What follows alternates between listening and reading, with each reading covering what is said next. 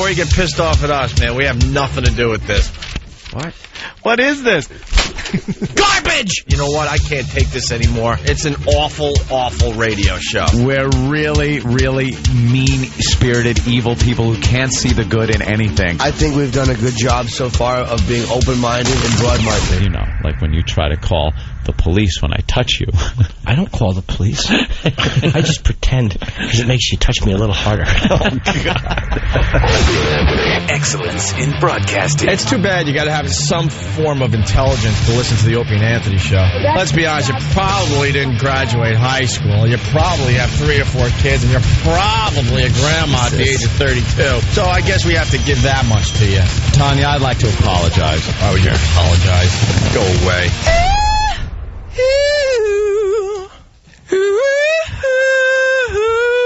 Opie. Jail is better than this misery I'm in. Anthony. I just think Nazi, and I can't get it out of my head. Jim Norton. Hilarious! Hilarious, people! You guys ready to laugh? It's got to be the greatest thing ever. I'd sooner have a water drinking contest. It's the Opie and Anthony show. But enough of this palaver. Let's get the show on the road.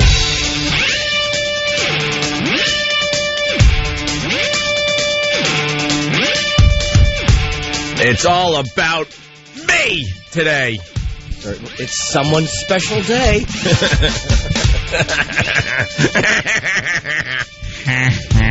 Happy birthday. Thank you.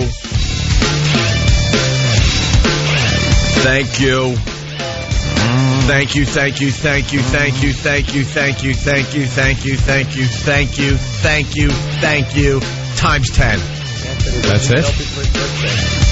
Jimmy, I can't hear you. You gotta speak up. What'd you get Opie for his birthday? Yeah, what'd you get me for my birthday? Nothing. That crap ended years ago. Oh. You know, we don't get each other anything anymore. I think for a while we would give each other like a CD or a DVD. Hey, I know you like this movie, so hey, here you go. Happy birthday.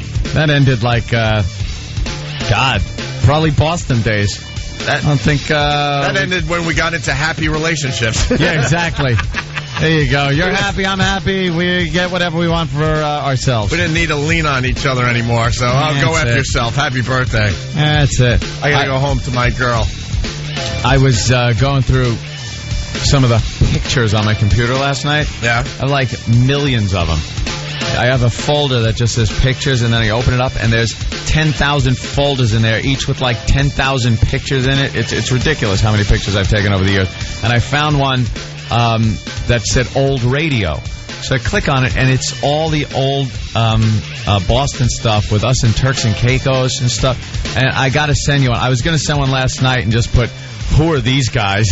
Oh, really? Because we're just on the beach, like drinking and all sunburned and all younger. It was hysterical. Just hammered all the time. Yeah. Laying back by the pool, smoking Cuban cigars. Remember that? Yeah. Sure. Like, God damn, look at all these. And now I don't even know what your new house looks like. Yep. I haven't even been there. Oh, well. It's the Opie and Anthony show. But Anthony has What? games. He has poker games. Poker games.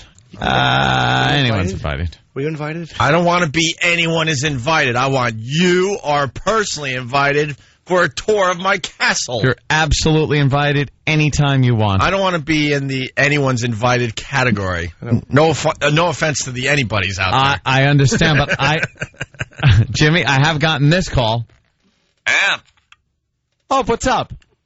I'm out on Long Island. I'm thinking on my way into the city I can drop by the house. Oh, anytime. Please, stop by. All right, maybe I'll do that. Next day I see Opie. Here. Well, because I'm hinting there. I still need that would be awesome. We'll throw a few on the Barbie. Greg Hughes, you are cordially invited to the Cumia Estate. Look, a lot of people think I'm a dick, and that's fine if you want to think that. But I don't agree with that. I want to thank everybody from the message boards wishing me a very happy birthday today. Yes. Actually, that made me very happy. Saw that. I'm trying to show you a different side of me. Aw. Just a different side of me from time to time. For example, like throwing a credit card down on a bar and having you freaks, drink me out of house and home. Yeah, that'll put a damper on that. Oh, my God. They ruined it. Oh, my God. I paid for drinks at F.H. Riley's, and I'm going to have to tell everyone about 100 times, yes. 1 hour, open bar on me, close to $1,000. And it's like kind of a regular bar. The drinks aren't that expensive there. Yeah. Oh, I looked. I should have brought the freaking the bill in. It was hilarious. 20 Coronas, 25 Guinnesses, all sorts of stuff, and then 1 coffee. So I'm like, oh, that had to be Stalker Patty's drink. A cup of coffee. Right. Anyway, our phone number 1-866-313-FREE. We can't get enough of Jill Nicolini. It's all about Jill Nicolini. Well, they seem to be, if I didn't know any better. And this makes sense for the rest of the country, so relax, radio executive. Here they go again, they're talking local. Just insert your hot local news chick here. Right. Our station in Baton Rouge isn't going to understand what's going on today. Yeah.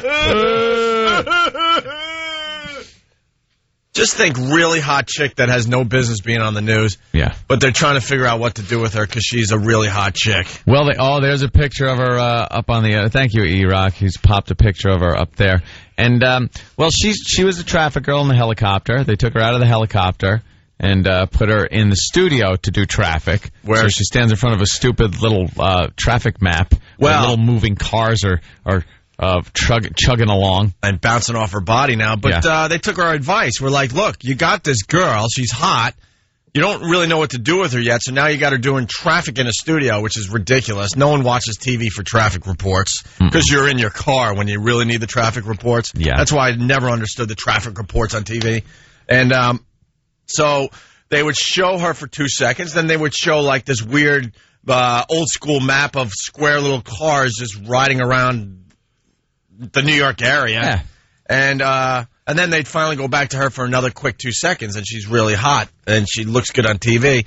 So they finally took our advice, and now she's on the screen almost the whole time with all these cars kind of bouncing into her body, trying to, do what nature says we should be doing. It looks very suggestive where the cars are driving sometimes. So suggestive that we're taking the video and we're, I don't know, we might enhance it a little bit. Alter what the cars are. Right. So the now tails on them. So we're watching her career very closely, and now today they got her doing an entertainment piece. She was doing a little piece. They sat her at the desk. She introed the piece. It was a little piece on Coney Island, historic New York's Coney Island. I do believe this could be her first piece that has nothing to do with traffic. And they went for a very easy thing. Yeah. Go down to Coney Island and interview the people on the boardwalk. Yeah, talk about the history a little bit, see what's going on. So the first shot is her walking down the boardwalk. And her cans are just bouncing up and down as she's holding the mic and interviewing somebody and walking down the boardwalk. And it's working, as Than pointed out, because we were all watching, as he said, this stupid piece. It was the dumbest who cares story ever, but Who cares? Jill Nicolini was doing it, so we had to watch. All of our necks were craned around backwards, trying to look at the TV screen, because there she was, walking on Coney Island. She's talking to Sideshow Guy. She's talking to some, restaurant that's been open since 1924. Talking to about the Wonder Wheel, the big Ferris wheel there. Yeah, the guy that operates that. Nonsense that if it was any other news person doing it, you wouldn't even hear it in the background. It's called a fluff piece. And we were just fixated on that stupid fluff piece because of her. And one guy, they're interviewing one guy about, I guess, the Wonder Wheel, and there was his partner was there, and then some lady, and the one dude that had no speaking role in this fluff piece was just staring at her chest. This is hysterical. She's interviewing somebody, they're talking, and the guy is just standing there looking at her chest. But who wouldn't? Channel 11 locally here in New York has gold, and they know it, and they're just like, they're working her up to be an anchor woman. You watch. They're making sure she doesn't show too much cleavage in the studio now and all that. Yeah. Pushing those babies down. Those babies. They are babies. Anyway, so... Do you remember Natural Born Killers when Oliver Stone, he's so brilliant, when he showed, like, the news woman reading the news, she was, like, braless in a white T-shirt, and you could see through it. Yeah. And she was just reading the news. It was, like, such a great statement about what the news was. It was really a great moment. I love Natural Born Killers. You know what? I might buy that for my birthday today. Why don't you let one of us get it for you? Or a little present. I haven't watched that movie in a while, but it says a lot, that film, certainly. And what's his name said he didn't like it. Well, it's remember when Tarantino wrote the screenplay, and he said he especially hated the Rodney Dangerfield section. I love the Rodney Dangerfield I did, stuff. too. And I said to Q, I said that I kind of... I kind of like that. And QT. Yeah, QT. Now I understand why he came in and did our show. Movie didn't do too well. And I still say that I loved Grindhouse. Yeah, what happened? Because then a lot of people are like, oh, man, you guys were just kissing their ass because, you know, you were getting all those people on your show. Look, they're not here. They're not coming on anytime soon. I loved Grindhouse. I really did. And it was really cool talking to Q. I enjoyed it, QT. too. Yeah, and when Quint was saying that kind of stuff, I mean, I couldn't disagree with him outright, but I didn't agree with his Natural Born Killers assessment. But, yeah, I like Grindhouse, too. Oh. And they're smart. They're going to release it in 2 different movies. They'll make money back. Yeah. Yeah, put some extras in there. You know, cut out stuff. Well, it was so non-traditional that it just didn't do well in the movie theaters. Mm-hmm. And you know what? It got good reviews, but people just didn't buy into it. They didn't go to the theater to watch the damn thing, unfortunately. Yeah, a little too different for people. Dude. People like just, you know, oh, here comes the third Shrek. And I like the Shrek movies. I think they're fun. Yeah. I like some of those animated little features. But it's like those are the things that break records. You know, the third Spider-Man breaking records. I like the Spider-Man franchise, too. But, you know, basically this country really isn't into new things, different things, things that are like on the periphery of what everybody's used to. Well, what sucks is the people that want something a little different, we're the ones that suffer. You know, yeah. I'll go see Spider-Man 3. I'll go see Shrek 3, but that's not my type of movie. I like going more to the artsy theaters and seeing something that's a little deeper, you know? Artsy-fartsy? Are you artsy-fartsy? Do you go to that Huntington movie theater? The New Community Cinema or whatever? Yes. Yeah. I used to go to the New Community Cinema just because it was one of the few places that this girl's mother used to let her go. Because it was like art movies. Oh, really? And we would go to these stupid movies with like subtitles. And believe me, when you're 17 or something like that, you don't want to sit through some subtitled French art movie. When you're 17, you don't want to read. But believe me, French wasn't only going on the screen. Let me tell you, if you know what I mean. Should have went and seen a movie about Greece. You know what, though? As far as the artsy movies go, though, most of them are crap. Yeah. But if you do a little research, you get to see a good one every once in a while, you know? Speaking of movies, I was reading an article yesterday. They're trying to get the new releases in your house.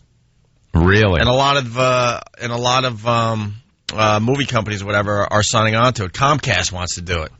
See, that's the way to go. So no more theaters, you mean, for certain films? Well, the other side's like, this is going to kill movie theaters. It's going to kill them because, you know, they're not going to be able to survive. Some purists... I mean, people will still go to the movie theaters, but not enough to keep those places, you know, rocking. Hey, look at drive-in movie theaters. They were all the rage for years, and then now you can't find one in the country. It just happens. Things evolve. Well, Comcast is People wanted better sound and better picture quality, so you wouldn't go to the drive-in anymore to just see a crappy... Because it was always that stupid speaker on your window or something. And then they figured out how you could tune in your AM radio to pick it up on your... But no one had a good sound system in their car, so still, you're not getting good sound. The pictures sucked, and if it rained, you were really screwed.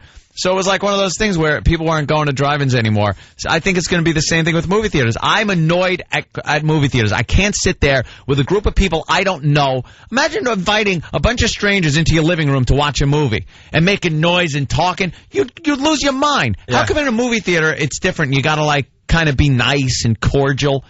I want to sit there and scratch when I want to scratch, pause, get up. Take a leak, whatever I got to do. You got to squeeze into a seat and share an armrest with some complete stranger. Yeah. It is time to update the whole thing. So Comcast is trying to get it done. Somebody's holding out. Basically, it would be $40 or $50. And so, like, Shrek 3 came out last weekend. You could pay for it right on your TV, $40 or $50, because they know you're It's probably like a pay-per-view. Yeah, they know you're going to probably get a few people watching, not just you and your lady. Maybe it is just the two of you. And it's $25 a clip. And that's so worth it, right? Convenience of hanging out in your house. I'll just keep doing what I do. No, I understand. What do you do? I go to the movie theater. Yeah, right. But wait, no. Remember you just said you don't go, and yet you've seen a lot of new movies. I get screener copies because I'm a big celebrity that does movie reviews and stuff, and I get screener copies. Yeah. But I like movies. Yeah. So it would be $40 to $50, and you would get Shrek 3 in your house the same day it's released in movie theaters. Yeah. But someone's holding out. Too, though, I think, right? Well, absolutely. They're saying it'll hurt the DVD business. It'll hurt the theaters. But I guess, oh boy, I probably should have read it a little closer. But I guess they're starting to get, they're trying to. Comcast is also trying to get when the DVD comes out to get it on the TV that day. They're at least trying to get that done.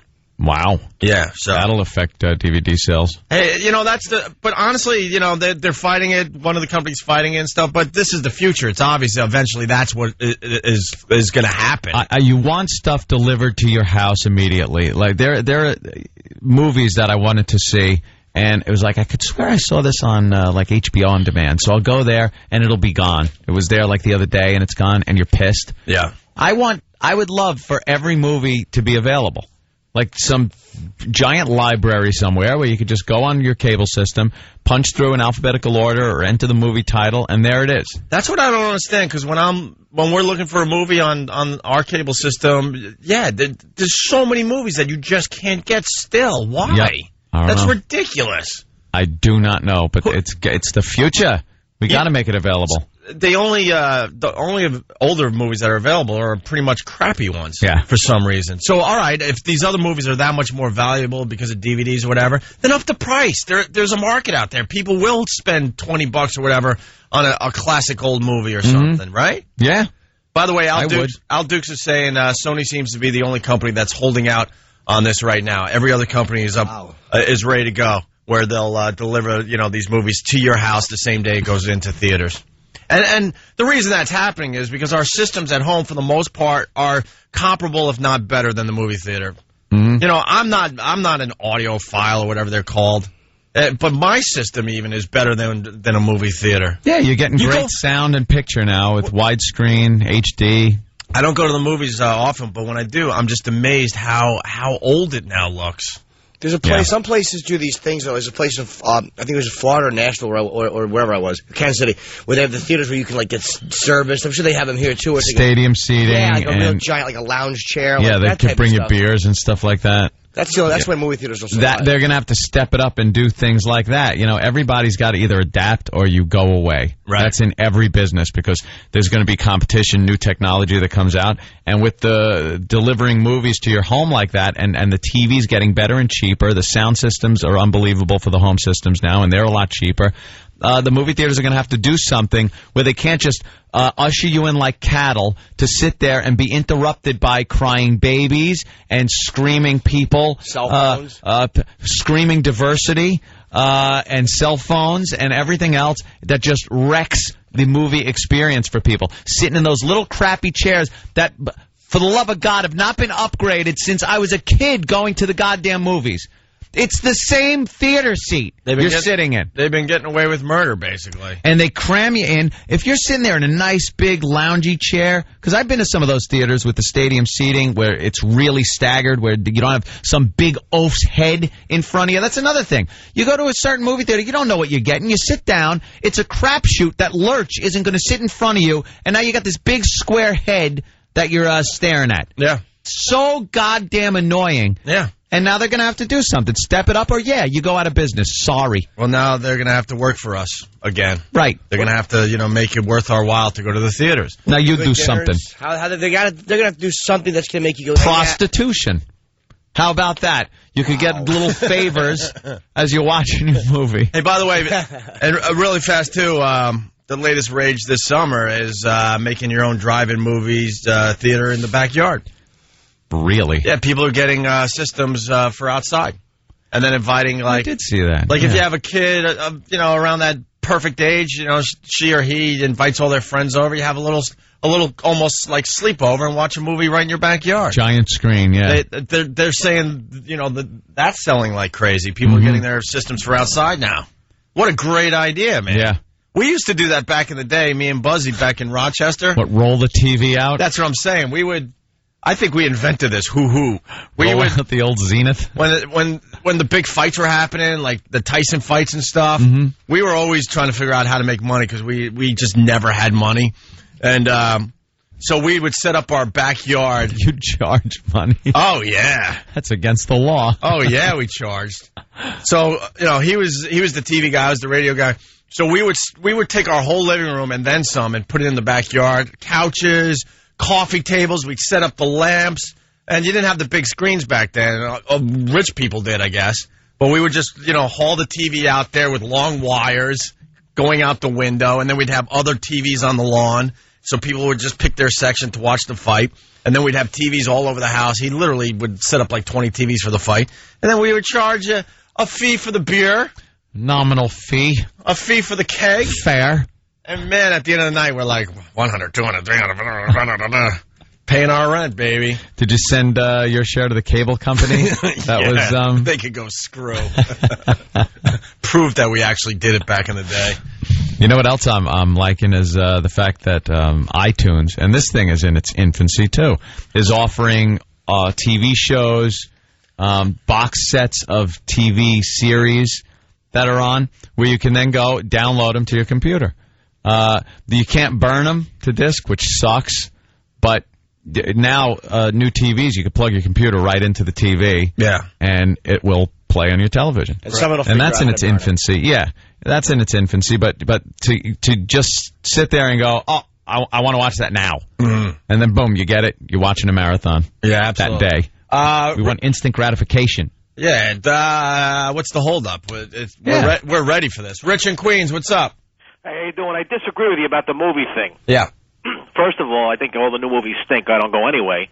But eventually, we're just going to be a society of nobody on the streets, just glued to your computers in your house. Oh, paradise. I call that paradise. And you know what? Another thing is, I shop online now because I hate going to the stores. Yep. But I've become my father in the 70s, peeping through the blinds with his yellow-wing boxer shorts on when the UPS comes to the door.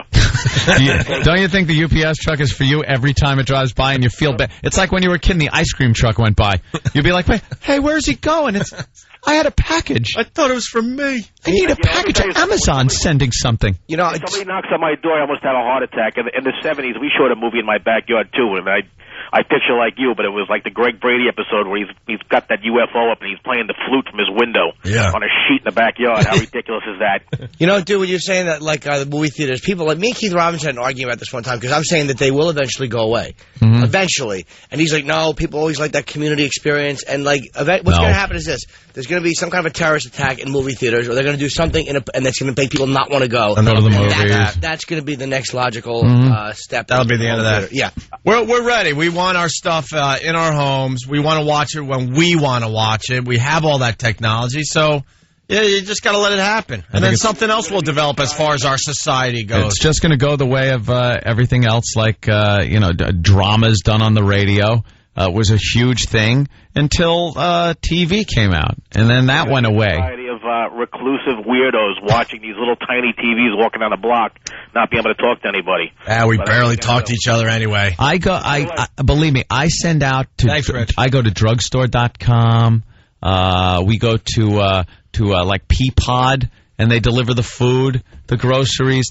There's no reason to go to a store anymore. I swear to you, I do not go to stores. See, that's where we're different. I like being out and about, doing my thing. I like being out and about doing things I like doing.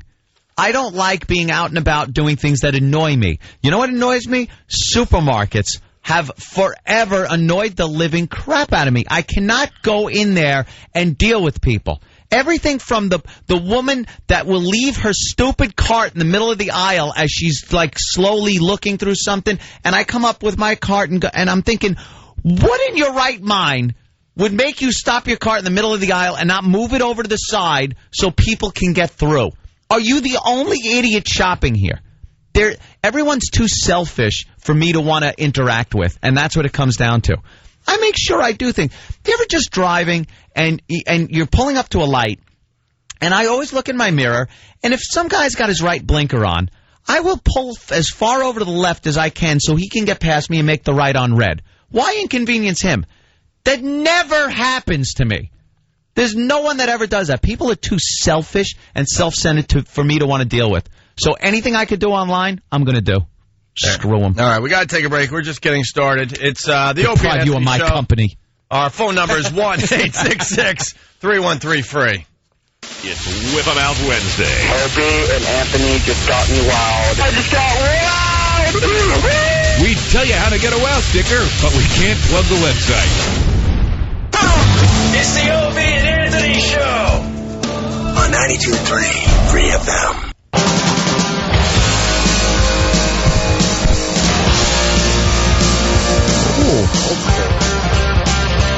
Jimmy's loving this. And it's not even Air Guitar Friday. What's going on? Today's Head Bop Wednesday. Come on, everybody! Everybody!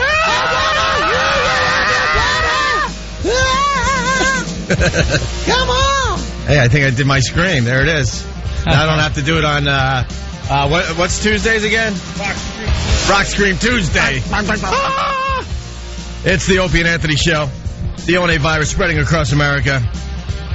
I know we want to talk about the kids in Disney. It's a big story today. Yeah. But we got to do the birth control story because we were laughing our asses off in the office. We will never grow up.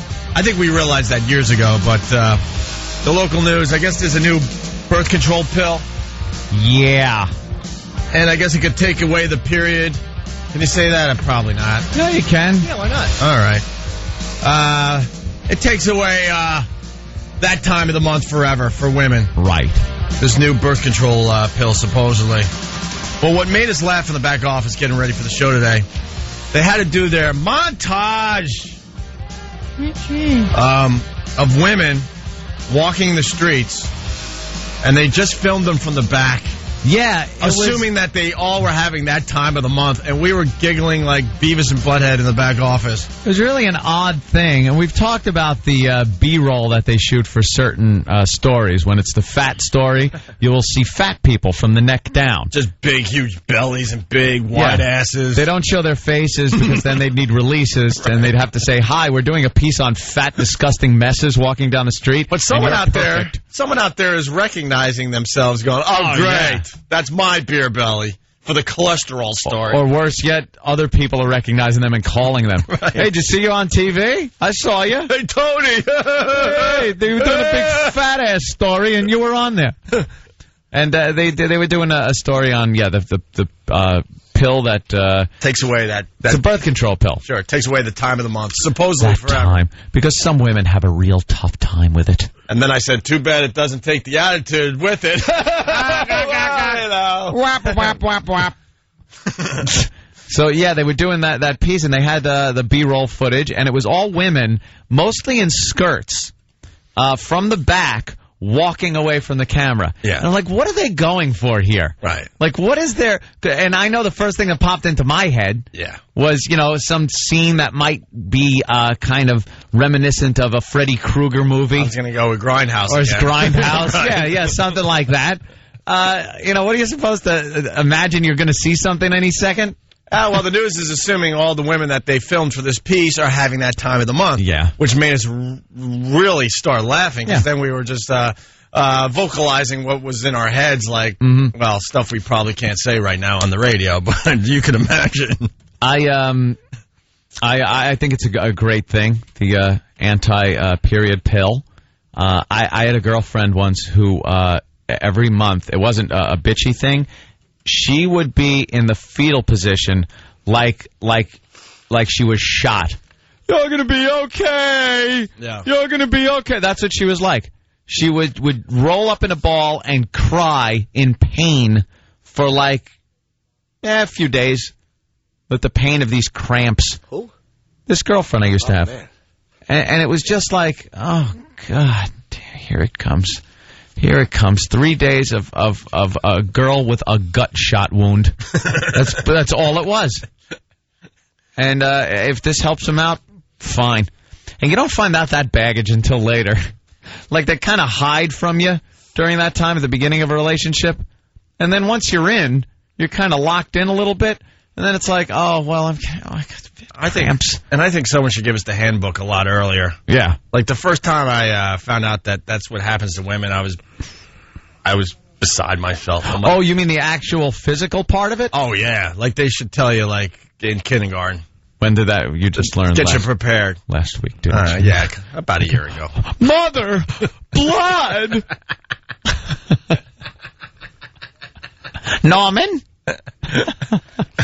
Yeah, that is kind of a creepy thing when you first find it out or figure it out. It's like, or if it surprises you. Like, they do what every month? Yeah. What? Well, they realized if they told you in kindergarten homosexuality would shoot up 85%, you'd go, there's no way I'm dealing with that for the rest of my life. Yeah. Come on, let's help each other out. Come on. What do you say? Me and you, locker room. And then you had to secretly admit that women might just be stronger than us. Because guys can't handle that. Some girls, though, they really have a hard time with it. Others, it's nothing, you know? But some girls, they just roll up in a ball and weep for 3 days where it's like they're being stabbed in the stomach. Oh. Yeah. I don't know what it is. So, is it wrong for girls like that? You go over and you poke her in the back and go, toughen up, and unzip and go, this'll cheer you up. Walk it off. Walk it off. After this. Right. But the montage was hilarious because they were just assuming all these women were having their time of the month, and we were just saying just horrific things. Yeah, that Office. We ought to roll tape there and never play it. Yeah, you could play the home version of the Opie and Anthony show and imagine what we were saying. Yeah, as they were wearing just little skirts and stuff. And all right, anyway. Sexy. Good morning, Craig. Well, the pill is called Librel, and it works like any other daily birth control pill where you take it in every day. But this pill stops your period completely. It is the first of its kind. The FDA approved a birth control pill that puts a stop to a woman's monthly period. The pill, called Librel, is taken daily and contains 28 days of hormones that prevents women from ovulating and becoming pregnant without a menstrual cycle. According to the pharmaceutical company that makes Librel, 59% of women who took tests had no bleeding after 6 months, but about 18% of testers dropped out because of spotting or breakthrough bleeding. Still, this is welcome news to many women. About 12 million of them take birth control pills. There are already pills on the market that give women a shorter monthly period or a period 4 times a year. Oof. They must be Librel doozies. will be available in July by prescription at drugstores like this one all over it's like the elevator scene out of The Shining. Basically, insurance companies are going to be able to cover this under your insurance. We're live at Basic Queens. I'm Patricia Lopez for CW11 Morning. We're just so immature. It's not even funny, man. I love it. And then, she stumbles to the end of the story here. Still, this is welcome news to many women. About 12 million of them take birth control pills. There are already pills on the market that give women a shorter monthly period or a period 4 times a year. All right, whatever. Hold on. So Librel will be available in July by prescription at drugstores like this one all over the country. In the meantime, the health department says that basically insurance companies are going to be able to cover this under your insurance plans. We're live at Basic Queens. I'm Patricia Lopez for CW11 Morning News. Okay, I wasn't sure why they gave the end of the cut again, but the reporter just stumbled to the end of the story. Yeah, so she was kind of like... We love pointing out when the news people just bumbling. Stink. She was bumbling. Can't do their one job, which is to read. That can't be too, I don't know how they put pills out like that. That's kind of a very natural thing that is supposed to occur in women. And isn't that your body cleaning itself out? Yeah, that's another thing. I thought that was kind of a cleansing process for the uterus, and I don't know. It just seems, Yeesh. I don't know. Then again, they can give heart pills and brain, whatever they give you, all kinds of. That's maybe one more thing they can just fix. Yeah, maybe that's just a defect in nature. Yeah, but is that something you're fixing? It's not. It's like some natural thing. Oh yeah, it's something you're fixing. Like, is it? Yeah. You don't like that time? Oh man, what is this? All right.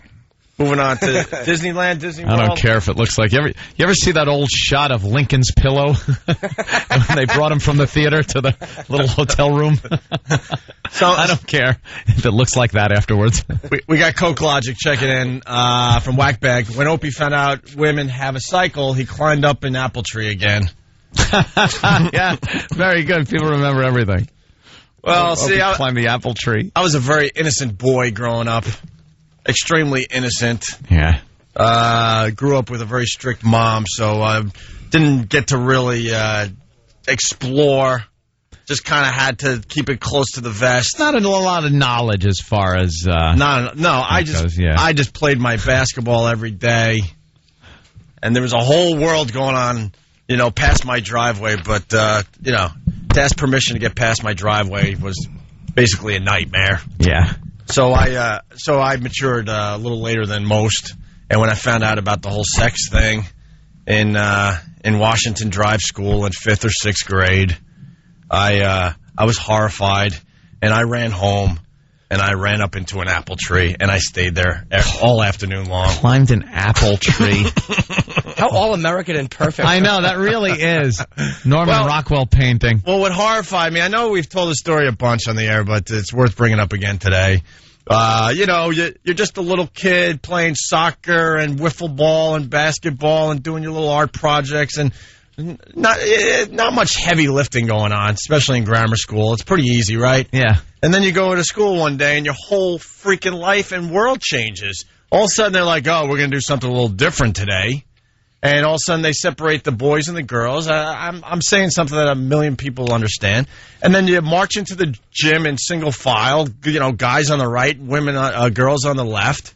There's a door in between you. The big accordion door is shut. And they show you the film. We need the music. The film. The film. Yes, you know what that film is. Well, actually, a lot of people don't until they start it rolling. Yeah. Like, oh, what is this? We can watch cartoons? Well, you're suspicious, though, because you're like, all right, why is it just guys, and why are the girls on the other side of the door? All right, so far we know we're seeing a film. What could this film possibly be? Yeah. That the girls aren't allowed to watch it. Oh, well, let me watch it. Oh, no. This is the movie! Oh, no! I heard about this from the older kids. And then these cruel bastards, they tell you about stuff that you're not even going to be allowed to do for another 6 years in general. Yeah. Unless you're a lucky little fella. You're going to have to remember all this info for when it actually comes about. Yeah, you're like 11 or 12 and they're telling you about this new world out there, but you can't touch this new world for another 5 or 6 years if you're a good Catholic. And they're always the kids with the creepy families who are pointing out what's wrong with the movie. Yeah, right. No, this is crap right here, what you're saying. Yeah. I'll tell you how to deal with this situation. Well, those were the hippie families that, walked around their houses nude and stuff. Oh, I've seen this crap already. You'll start to notice hair growing on certain parts of your body. And girls, you'll start growing breasts. And they show some little fella trying to shave for the first time. And this is where hygiene becomes very important. Explaining what whiskers really are. You're going to have to wash every day. Your body wash your arms. Yeah, under your arms. Your body is changing. You'll notice hair growing on places that didn't have hair before. Yeah. Oh, no. It is. This is embarrassing. And if I'm not mistaken, back in the day, because we're a little older, we got to see a little nudity with our film. Yeah, it was like cartoon nudity. Oh, yeah. I didn't see any real nudity. We used to have to... Cartoon nudity was the bomb, though. Invade the library to try to find, real nudity. Yeah. Yeah. So sometimes they'd have those. Nowadays, I guess they really kind of weed that out. But books in my library and, even elementary school, if you were clever enough and kind of took enough time to really look, you could find naked girls in there. I used to find naked stuff in dictionaries. Biology books? Dictionaries. Dictionaries? Yeah, little sketches. The little sketch? Oh, yeah. I forgot. Would you look up V A? No, just like you wouldn't. I'm and then there'd be a picture of it. No, I'm sure I did. I'm trying to remember what would get you to the naked sketches in the dictionary. Maybe something about pregnancy or something. So then you have a sketch of a pregnant woman. Yeah, encyclopedias were good also. Yeah, because they used to have the entire encyclopedia set in the library, and you just break out one of those. Make like you're studying something, Make like you're studying, I don't know, Virginia. Yeah. and then you'd pull out the old V, change a letter or two. Yeah. Call me. Where's the C volume of the encyclopedia? So then they grammar. What birthday is this? Grammar school. Grammar school. Oh, nice. It's like you're the Little Rascals. Wow. Well, people usually say grade school or just grammar school, I would say. Grammar school? Didn't we used to say, I never called it grammar school. I think we used to say grammar school. I called it elementary school. Elementary school. It was elementary school for me. Yeah, and then middle school, junior high, high school, whatever you call it. Anyway, school. That's that I picture the single schoolhouse, the Little House on the Prairie kids going. So then the film is over, and then the gym teacher or whoever the hell showed us the damn film in grade school said, "Well, we instructed your parents to ask you about the film and to help you along and help answer some of the questions you might have after seeing this film." Yeah. And that's when and then they gave us the rest of the day off because this was heavy lifting for an 11 or 12-year-old. You had to wrap your mind around it. You can't go, to gym class after that and throw the huge ball around. No. Or climb the ropes or anything. This was a serious day, so it was a half a day for everybody. And I ran home because my house was close to Washington Drive School out there in Centerport, and I proceeded because my parents knew that I saw the film, that I had to run up into the apple tree, and I stayed there for the rest of the afternoon, and my dad was at the bottom of the tree, I'll never forget it, trying to coerce me down. Talk you down. Saying, it's not going to be that bad. We'll keep it quick. Because I guess they were supposed to talk to you. Every single... Yeah. And I'm like, man, I don't want to deal with this. I just want to play my basketball. I'm not ready for this, man. I had a similar experience because I went home and asked my dad, I said, Dad, I have a question. And he goes, yeah, your mom is a... I was like, oh, no, that's not what I want. Yeah, your son just came in here and he's asking me questions, but why don't you shut up, you F-face? Oh, give me a break, you bitch. Where's my whiskey? I saw a movie in school and I need help. This is because of you, Ro. This is why he cries all the time. It's your fault, Ro. Joe, he's sensitive because you're yelling all the time. Go yourself! What do you want to know? Yeah, I threw my into her, and you came out. That's all you need to know. Stop your crying. You're like a goddamn... That was my question and answer period with Dad. Then I think he threw some food against the wall. And went out to... I used to think that's how you served food. It was the first time I actually liked a girl and cooked for her. I lobbed it against the wall to show my love. A little uncomfortable there, Anthony. Yeah. What, are you on the same cycle as your mother, you fruit? Daddy, I have a question. Where do babies come from? Why do you have to ask? You're one. You're crying like one. You're a grown man. You're 7. Get a job. But I'm only 7. Have a shot, you puss. When do we go to the ball game, Dad? Can we go to the Met game? They're playing at Shea. No, I'm busy. What are you doing? Nothing. I got to go to the bar. Just trying to get I'm going to see my Gumar. Just trying to get some strange. Babies, they come from your mom's. Hey, all you need to know. Run into my room. Slam the door. Cry. Don't make me come in there. I'm crying already. Why would you hit me? Why hit me, Daddy? And he used to hit me with his belt. Yeah. And he'd have to say things as he hit me. Like, don't you ever do that again, because... I understand the concept of the syllable, Dad. You don't have to beat it into me with your belt. And you don't have to add more syllables. Yeah. Because you were very bad today, and I don't think that was the proper thing for you to have done. Ow! Dad, you're a little wordy. Dad, yeah, this is quite a wordy beating.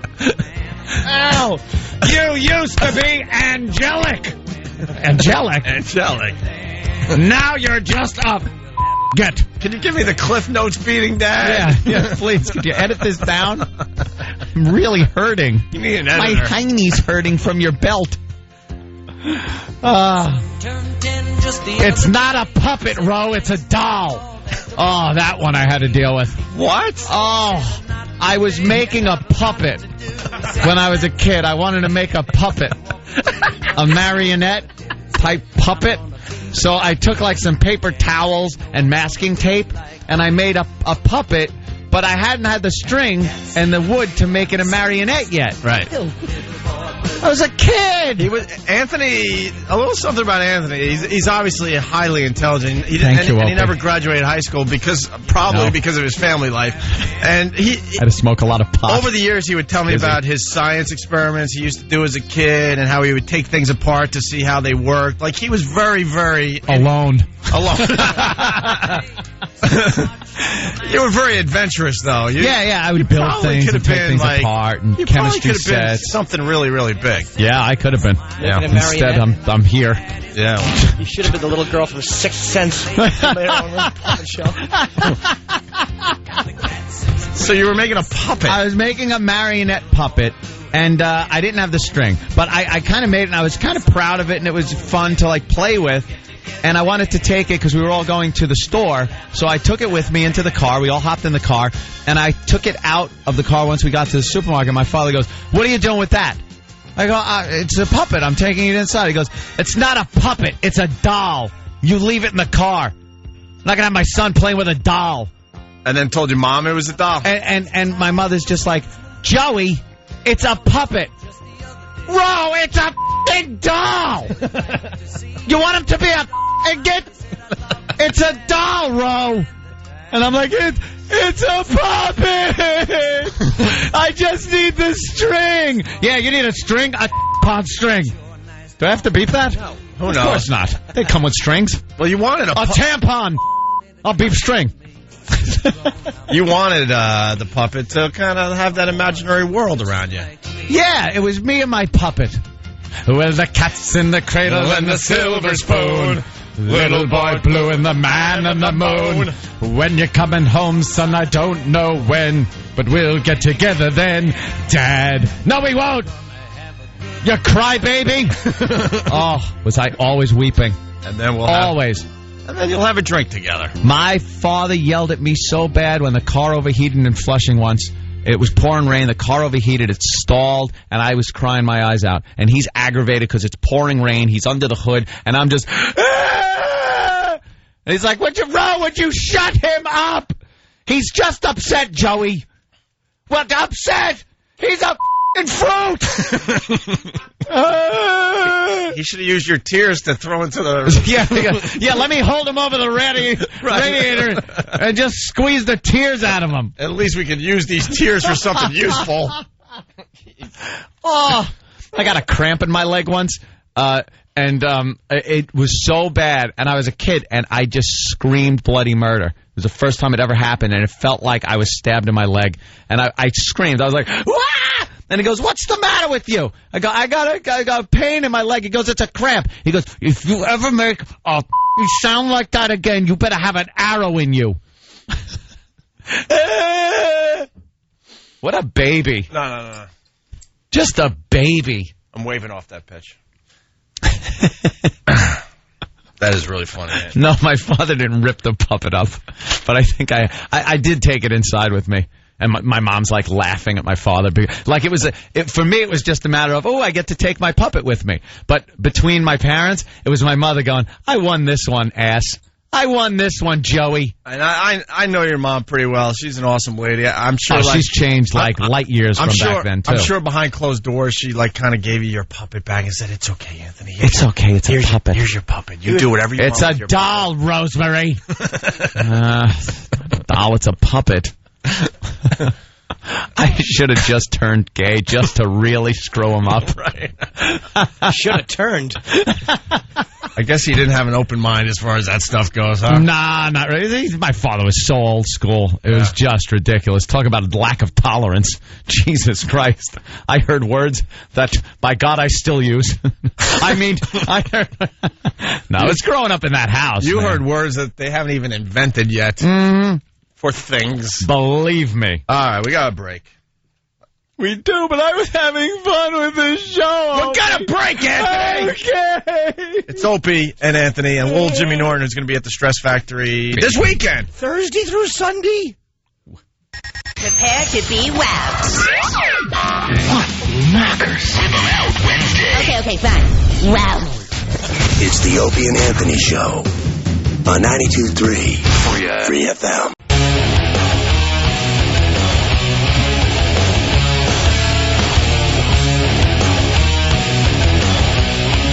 Hello? Yeah, Hope. You can hear me? Yeah. All right. Where are you? Well, I didn't time this one too well. It's Opie's birthday. Yeah. And I think he's just a little nervous. Are you scared in there? Are you nervous behind that door? Do you have the birthday boy blues? I'm sweating like you wouldn't believe. Oh, it's a little echoey. I don't think the acoustics are as good in that room as they are in the studio. No. A lot of tile. Why don't you guys do a little bit or something? Riff a little bit? Well, yeah, why don't you riff? I'll just listen. All right. Because that's all I do anyway, right? Well, okay. It's Fleet Week here in New York City. That was the end of our riff. All the big ships are coming in. Oh, boy, they are. Between the Verrazano Bridge and the GWB, the George Washington Bridge. A very big event here. It's where the Navy comes in and docks their ships, and the sailors come out and try to steal your girlfriends. My girlfriend always likes, she's weird. She's like, Fleet Week is really cool because at the end of it I have a lot of money. I don't know what she does. What is she but doing? She loves Fleet Week. She kind of like walks uncomfortably into the apartment with a handful of cash. And I'm like, well, she must sell trinkets. And then she goes, no, don't kiss me. It's hot out. I've been sweating. Let me shower first. Yeah, then she gargles with kerosene. Hey, is there a backup with the boats up near the bridge? A backup? Yeah. No, I don't think there's any backup. I think they're flowing pretty smoothly. Really? Yeah. Sailboat after sailboat. Yeah. They're just, if there's some destroyers. You know about any destroyers, Ove? A few subs. Some destroyers have been in the water. Oh, yeah. A few subs. Any submarines? Let's just put it this way. There's a lot of dinghies. So you're talking more smaller craft than larger craft. Oh, the river is just filled with dinghies. Dinghies? So many dinghies. Oh, that's a shame. I would have liked to have known that some of the bigger ships were making their way downriver. I'm not a fan of dinghies. I'm a fan of the big barge. The big bargers. Looks like a ship overturned outside of Turks and Caicos, doesn't it? Hey, Disney, huh? Hey, how about that Disney, huh? How about that Disney? So, are your legs numb yet? Oh my! Are you gonna walk out of there like a newborn fawn? He's like Glover. We're gonna have to tackle him off the toilet into a tub. That spicy food was not a good idea. What spicy food did you have? Oh, just a little spicy food. Yeah? Yeah. A little too much cayenne pepper? A little bit. What are you doing this weekend, Oprah, for your birthday? You having, like, big parties and stuff? I'm going to see Jim Norton at the Stress Factory. No, I mean, thank you, but that's not about my plug for the weekend. I wanted to know what you were doing. I think my girl has a fine day planned for me today. She better. Well, after this nice romantic broadcast. Yeah. And a barbecue at my brother's house. Oh, yeah? Yeah, boring stuff. Where, out on Long Island? Yeah. Hey, you're invited to stop by the house. Oh, that's wonderful. Yeah. Just, you can't use the bathrooms. Anthony invites us like we're his mother-in-law. Like, yeah, no, if you're in town, just call. People. I want a special invite. Like a. Hey, but I'm going to send out a written invitation. By the way, Jimmy, I don't think his mom has even seen his house. Oh, no, Mommy's been over. Oh. Yeah. Dawn? Yeah. Dawn has come over. Sal played some poker. Yeah. Yeah, my brother. Who on the staff? Than. Than's been over for poker night. Danny. Yeah, a few people have come over. There's not much, as far as furniture goes or anything, I got a nice poker table. A lot of nice chairs around the poker table, but that's about it, I got a couch, but it's in the dining room because I am not done with the living room. I might be moving soon. Finally. When are you looking at moving in? I don't know. Maybe in a couple of weeks. Hey, why don't you guys do a little something? Are you all right in there? No, I'm not. I'm hearing like this kind of shaking in your voice. Oh. You know what I did last night? My girlfriend had never seen the JFK assassination or Oswald being shot. Really? We watched them on YouTube. She's 29. She'd never seen. How did she react to that? She laughed. No, I'm kidding. She was just, you're kind of desensitized now. Now, isn't that amazing? Like, when you first watched this Bruder film, it was like, oh my God, you're watching somebody's head getting blown off. Take it all in the family marathon. Yeah, she watched. She's like, and I told her what happened to Oswald. She's like, he got shot? I'm like, how do you not know this? Yeah, it was just on the news. Jack Ruby shot him. It was amazing. We had to watch it on YouTube. Wow. Yeah, she probably is desensitized, like you said, because there's so much stuff on YouTube now where you could pop it up or break or anywhere else. Good. Very good. I like hearing the water running for the hand washing after something like that. Yeah. Happy birthday to me. Happy birthday to me. Happy birthday to me. Happy birthday to me. Jeez. I've never heard him wash this much either. Yeah, exactly. What happened? Yeah. What, did you have to use your hands? I'm washing my back off. The old riding the 10-speed through the mud puddle. Oh, wow. He used to ruin a lot of shirts that way. There he is. Oh, this isn't too embarrassing to walk back out of there. Nothing was as embarrassing as when we did our,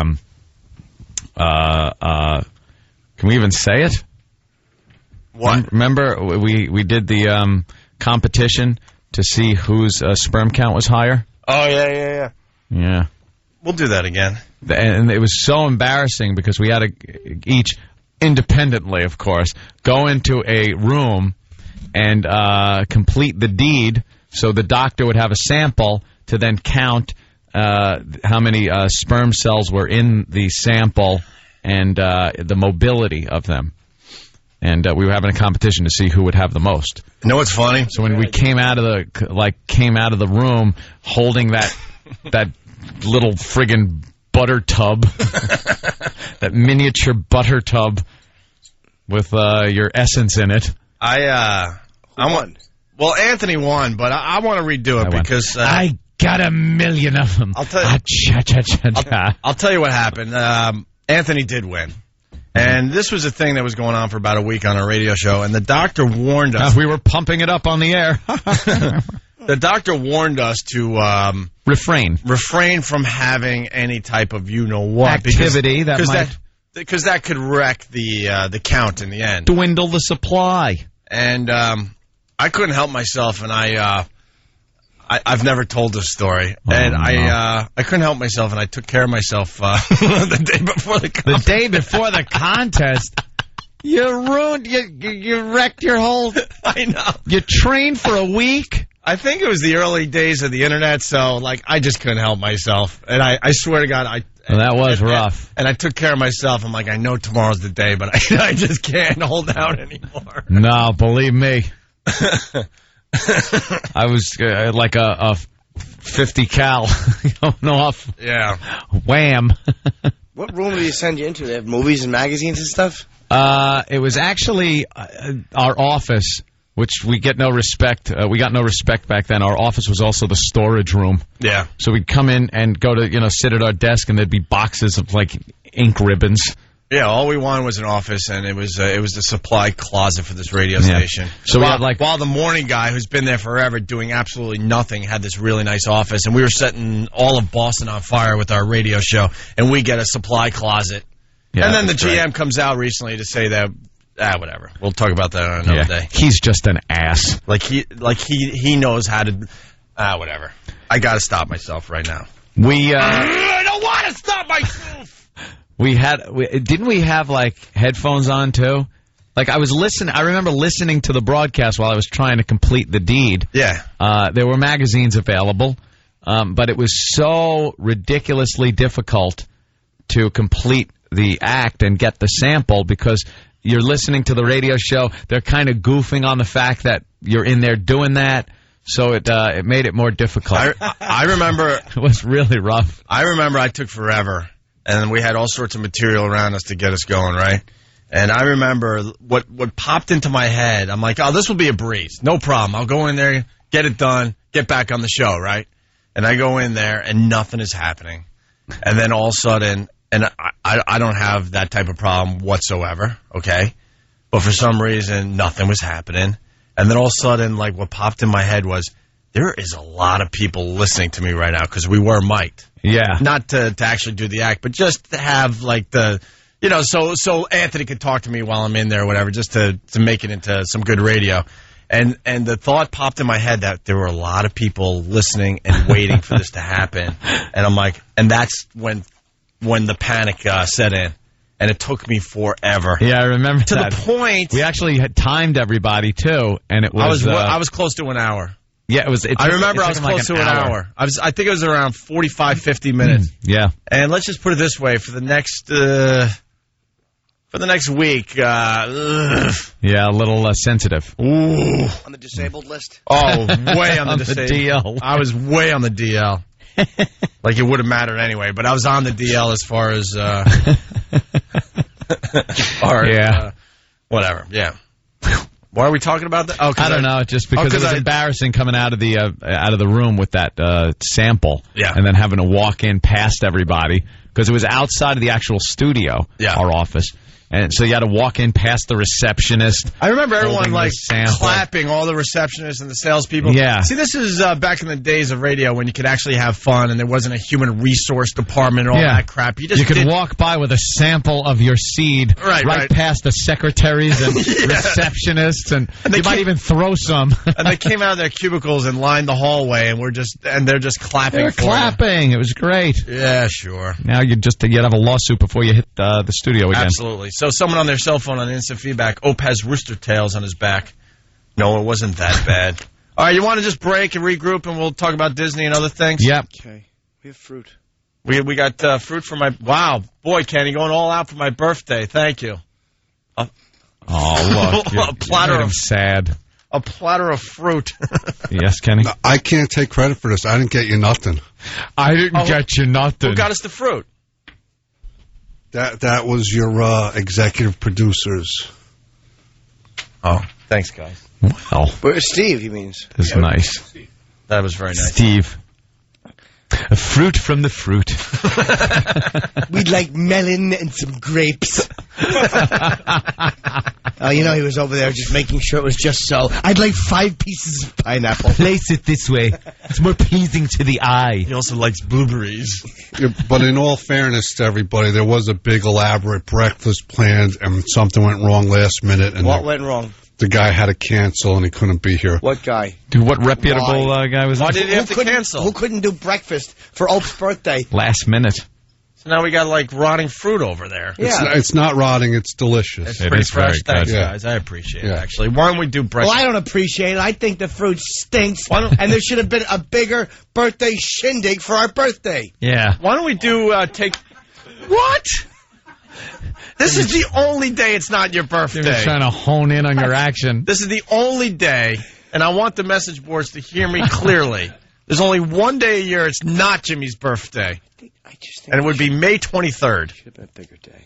By the way, why don't we do take 2 on the old breakfast on Friday? We'll do a take 2. All out breakfast from somebody. And we'll pay. That's a good idea. Sure. I'll chip in. I want to know what happened this morning. I want to get to the bottom of it. All right, why don't we take a break? We're going to regroup. I couldn't help myself, man. I believe me. I knew something was going on in there. By the way, that's 5. 5 so far? And I've only been up 3 hours. I don't know what the hell. What did you eat? Happy birthday. Dude, it's a nightmare.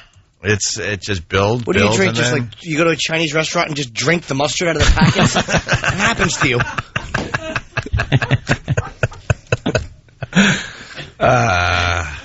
I had one over the weekend that I could compete with cows. Really? It was beyond amazing. I had to sit there and stare at it for a while in amazement, like I was like 4, like I was 4 or 5 years old in amazement. And then there were tears in my eye when I had to like tears in his eyes, I guess, as he looks at this last sample. There were tears in my eyes when I realized I had to finally flush. I really wanted pictures. Aww. Why don't you get a camera and do it? I told you, I used to do it with my Polaroid. I would take photos, and as a goof, just to annoy my mother and my friends, I propped them up on my dresser. So you'd walk in and you see these 2 photos. And then one time, my ex-girlfriend at the time, I was trying to bang my ex-girlfriend, and she came over with her female cousin, and I forgot those pictures were there, and they walked in, and the female cousin's like, "What is this?" Oh, and no. I'm like, my friend did it. Yeah, he's real funny. I'll introduce you. It was awful. That's really funny. You're disgusting. I know. It's these stupid hours to answer your question, because I've been checked out and stuff, and like on the weekends, it all just works like clockwork. But during the week, it's when I could get one in, I want to get that one in. No matter where you are. No, I don't care. I don't care if it's in the middle of the radio show, in the middle of making out with Club Soda Kenny. I don't care. Making out. GH, are you okay? I'll rub your belly. All right, we're going to regroup. And 25 cities just heard this last 20 minutes. Yeah. Yeah. About that. We're brilliant broadcasters, aren't we? It's Opie and Anthony. It's Whip 'em Out Wednesday. We tell you how to get a WOW sticker, but we can't plug the website. It's the Opie and Anthony Show. 92.3 Free FM. Free FM. Grabbing distance. New York's 92.3 Free FM. Noon to 3. It's the Opie and Anthony Show. Free FM. Talk that rocks. Where did Jimmy go? You're checking out the Opie and Anthony Show. It's a virus, the ONA virus, spreading across America. By the way, Anthony, it's Whip 'em Out Wednesday. Oh, it is. Whip 'em Out Wednesday is alive and well on Pal Talk. Want to thank all the women on Pal Talk flashing us this morning. I think you need to go to paltalk.com and get involved. You get to see us doing the radio show, actually. We got webcams all over the studio. Yeah, look, I'll wave. There we go. We're going to set up more webcams in the future. And the women and guys, you know, they're at home doing their thing, and they're watching the show as we do it. And on Wednesdays, the women give us a nice treat. They're flashing us like crazy. And on Tuesdays, they do as well. Yes. What? They flash us all days. Every day. Ooh. And, of course, it's alive and well out there on the highways all over America. You got to get a WOW on your car. That's a sign for the women out there to flash you. And there are women that will flash you. The only thing we have ever asked is that you don't harass the ladies. They don't want anything from you. They just want to, you know, show you a little flash, and then everyone moves on with their lives with a smile on their face. She drives home. Everyone's happy. Yeah. And you've supported the show by putting a WOW on your vehicle. That's right. Jimmy, where were you? I was actually in the other bathroom. I don't want to use the one in studio. I don't blame you. I don't either. Let's get some yellow tape around that door for a while. Like going in Hiroshima or Nagasaki. So I decided to, I want to take my nose strip off. I've been doing that so I don't rely so heavily on it.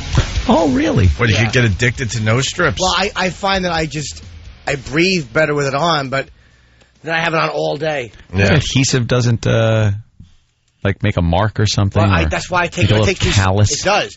But I take it off. I take a tissue, and I put, like a towel, I put hot water on it, and I slowly rub it off. Oh. have to kind of massage my nose. He's sensitive. No one cares. No, that's not true. Everyone cares about Jimmy and his breed right strip. What will happen is... No one cares. I'll massage Everyone it cares. very slowly. Who would care about Jimmy and his sensitive nose? Do you know how many emails I've gotten saying, Jim, what about the red mark it'll leave on your nose at the Stress Factory this weekend? Hey, everyone knows it's Rock Scream Tuesday on Tuesdays. Yeah. But Roland missed out on Rock Scream Tuesday because he was sick. I think he was avoiding Rock Scream Tuesday. So, Roland, get your ass in here.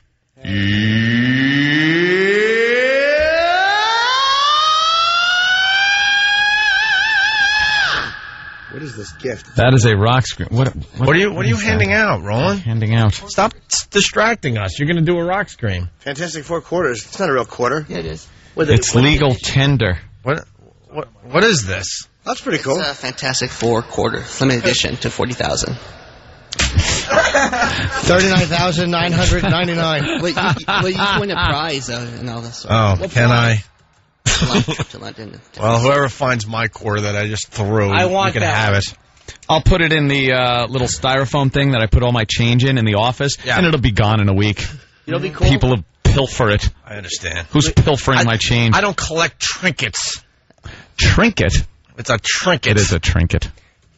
It's a who cares thing. How about getting some of the Fantastic Four people in here? Yeah, how about instead of a dumb quarter with the logo on it? We're working on it for the next... They're in town in 2 weeks. They stood us up last time. We didn't like that. Who hasn't stood us up? That's a good point. I saw a list of everybody we said yes to recently and all the no's next to their names. Speaking of and how no's, they passed on the Opie and Anthony show. What's his name from The Sopranos? Christopher. Yeah, sorry we didn't let your band play. Yeah, that was it. He was supposed to come in, but he said only under one condition, that you let my band play. And we're like, no. We know you're from The Sopranos, and everybody else does, and that's what we want to talk about. You want to plug your band? Do it like everybody else. Go out and play. He didn't mind playing. He didn't mind going to Channel 11 here in New York, which is just a local news station. They have, I'm sure, a nice amount of viewers, but they don't have as many viewers as we have listeners around the country. I know they don't. You want to sit there and do an interview with a hot chick who was pulling some kind of mob gag, trying to be funny like that. You would have got a real interview here, and you would have been allowed to talk about your band as much as you wanted. Stupid reps you have. You got what you deserved on The Sopranos. That's right. Yeah. Tony had to pinch that nose with both hands. Right. That stupid show that everybody's watching. Hey, Roland, Rock Scream Tuesday, where were you? I was sick with a cold and still sick. Still sick. Yeah, of course. Yeah? Yeah, people in our office got sick. And do you know what the Rock Scream Tuesday thing is all about? No. Oh, we've only been doing it for a year. Why don't you wake up? Year day. Well, it's there's a video up of some guy. Steve seems to know him. Ex-lead singer of Nitro. There you go. It's like Steve's hero. You hear Steve talk about him. He's like, he's the ex-lead singer of Nitro. He's got an 8-octave range. He's just all excited about him. 6. It was 6 octaves. 6-octave range. He could break glasses with his voice. Yeah. Wow, and Steve very excited about him. And he's got a video of him doing this scream, a rock scream, an 80s rock scream, where he runs through his range. He goes from his lowest octave up to the rock scream. And a little competition between the guys doing their rock screams yesterday on Rock Scream Tuesday. And now, since you weren't in, we figured it's your turn, even though it's Wednesday. Yeah, because you missed out. Okay. Yeah. Now, would you like a little sample of what we want you to imitate? Like? We want you to imitate the following.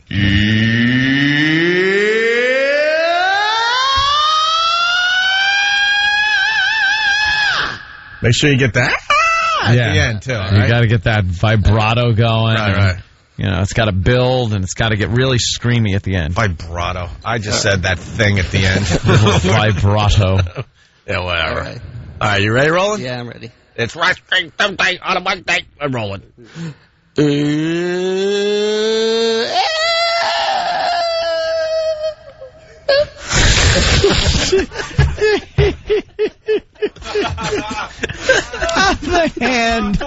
The hand was going like, through the whole thing. He's just going, guess I'm doing it.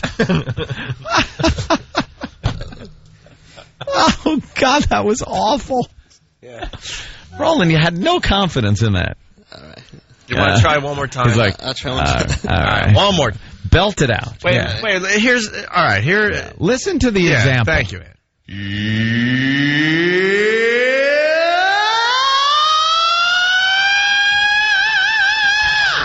You gotta really... You gotta have a big finish. Big finish. Big finish. It can't just go... Yeah. All right. Here's Roland. Out of one.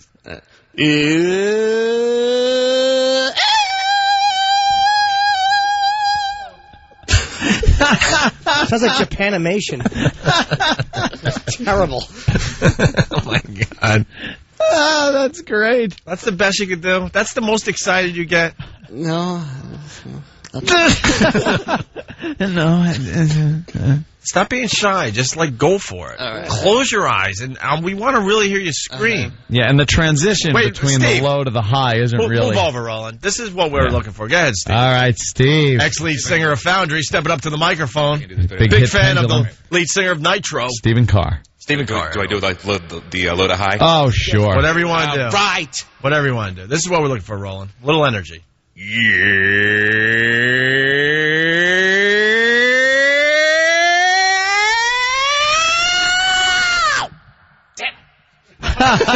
was upset with his performance. As he should be. Because Madonna. He didn't time it right. He needed just a little more air. I saw what was going on there. He thought he could pull it off. Very upset about Yeah. All right, but see the energy there, Roland? Yeah, I saw it. All right, let's go. Yeah, I saw it.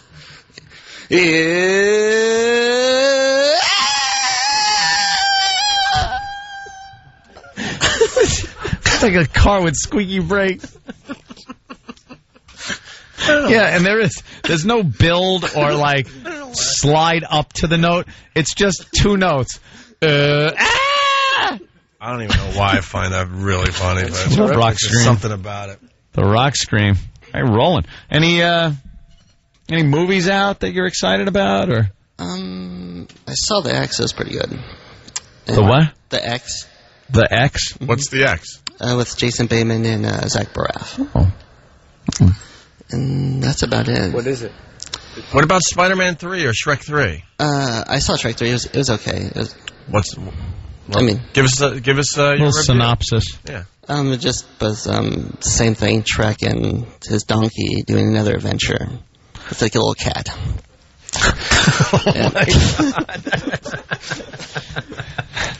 By the way, people, he's dead serious. Oh, yeah. That's his review of Shrek 3. Shrek and his donkey doing another adventure with a cat. With the cat. Can't you give us a little more? It's only the biggest movie out right now. Yeah, well, the princess and him, they want to have a baby Trek, and Trek's not sure if he wants to have a kid.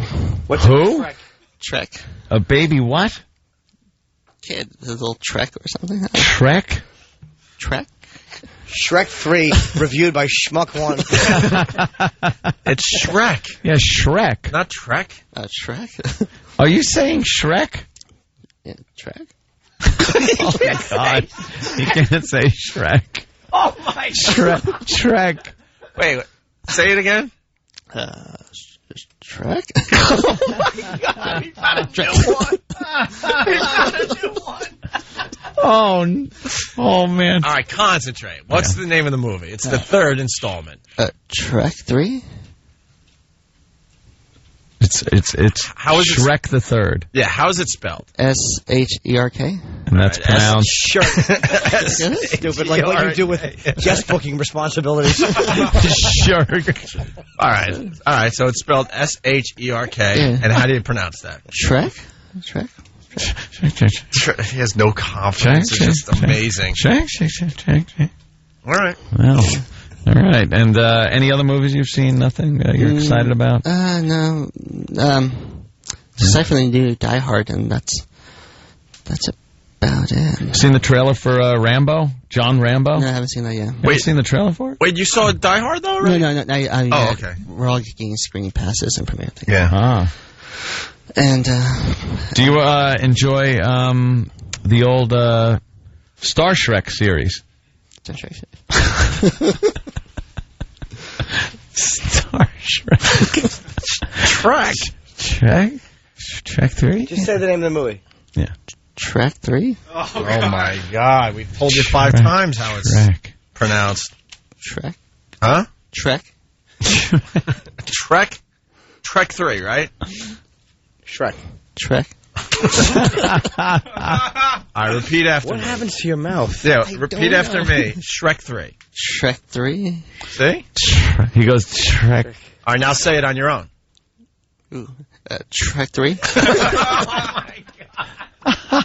I could do this for an hour. Oh, God. What is wrong with him? All right, it's Shrek 3. Shrek 3. Shrek 3. Truck? Trek 3? Trek 3. Wow.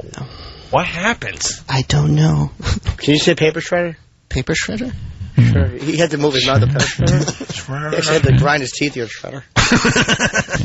All right, we got to get something done here. All All right, good Roland. rock scream. Yeah, not bad. Not bad. Jesus.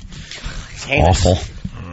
Well, we got old cigarette ads. We got Reagan Diaries. We got John Mayer doing a little stand-up. What do you want to do real fast? Check? Check? Check? Check? Yeah, that's great. I don't care. Throw caution to the wind.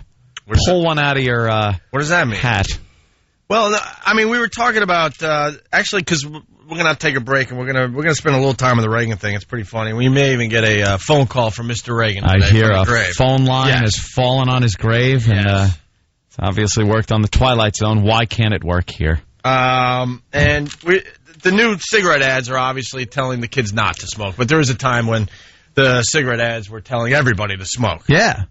You know, smoking was great. Smoking was cool, It was cool. It soothed the throat. Right. Great. They loved their tobacco. Well, we're talking about the guy. He's doing the voice box commercials. Is that a national commercial or is it just local? I don't know. But he talks like just local. this. And then they show him swabbing out his blowhole in his neck with a Q-tip. Oh, he's awful. He's just awful. I can't even say that without... Oh, it looks like it would burn, right? Yeah. Like just constantly be an open wound. A hole in your throat that you're swabbing with an alcohol. Ow! By the way, if everyone wants their big video to be huge online, for you smokers out there, have the commercial playing and have them swabbing out the hole as you're enjoying a fine cigarette break. Yeah, a ciggy. A ciggy. Throw that up online. You'll get some hits. You'll get some fine hits on that one. So, back in the day, Chesterfield's had this. Chesterfield brings you the Perry Como Show, all the top tunes on TV. Sound up! Sound up! Sound up for Chesterfield. Today, over 1 million cigarette stores coast to coast are featuring Chesterfields, the only cigarette that names all its ingredients. The cigarette that's much milder with an extraordinarily good taste. And most important, no unpleasant aftertaste. Much milder with a better taste and no unpleasant aftertaste. The smart white pack's the one to buy. Millions say they're satisfied. Sound off. For Chesterfield. Sound off. For Chesterfield. Try a pack of Chesterfields. Do it. How were we thinking as a nation? Isn't that amazing? Who was thinking like that was... I guess it did work. What a nation of nerds. Yeah, just sheep. God. And they were the only cigarette that named all their ingredients like we understood all these ingredients, you know? Tobacco. That's all that's in there. Nothing that might addict you to it. 1 million cigarette stores, the way they worded that. Yeah. 1 million, like just stores that sell only cigarettes. Right. At your local cigarette store. Every corner had a cigarette store. It's just past the whites only fountain. Amazing. How do you like your music, Giselle?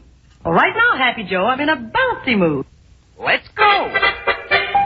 Light up a lucky, it's light up time. Yeah. How could cigarette smoking be bad if you got a fun little song to sing? And they all had great little ditties, didn't they? Light up a lucky da da da da da. Get some lung cancer, ya da da. What do you got, Danny? Danny's coming in.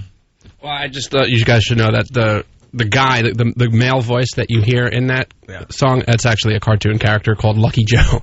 Oh, it's Lucky Joe? Lucky Joe. Cartoon character singing a happy song. Of course you gotta smoke. Remember, what could be wrong with that? Cartoons can't get cancer. Light up, Lucky, it's light up time. Light up time. Happy-go-lucky, it's light up time. Wow-wee! Sometimes I like my music dreamy, like this. For the taste that you like, light up a Lucky Strike. Relax. For the taste that you like, light up a Lucky Strike. Sometimes I like my music dreamy like this. Light up a Lucky light up a Lucky. I'd imagine you'd want these jingles a little shorter so you can sing the whole song without losing your breath. I am emphysema. I can't sing the songs like I used to. Light up a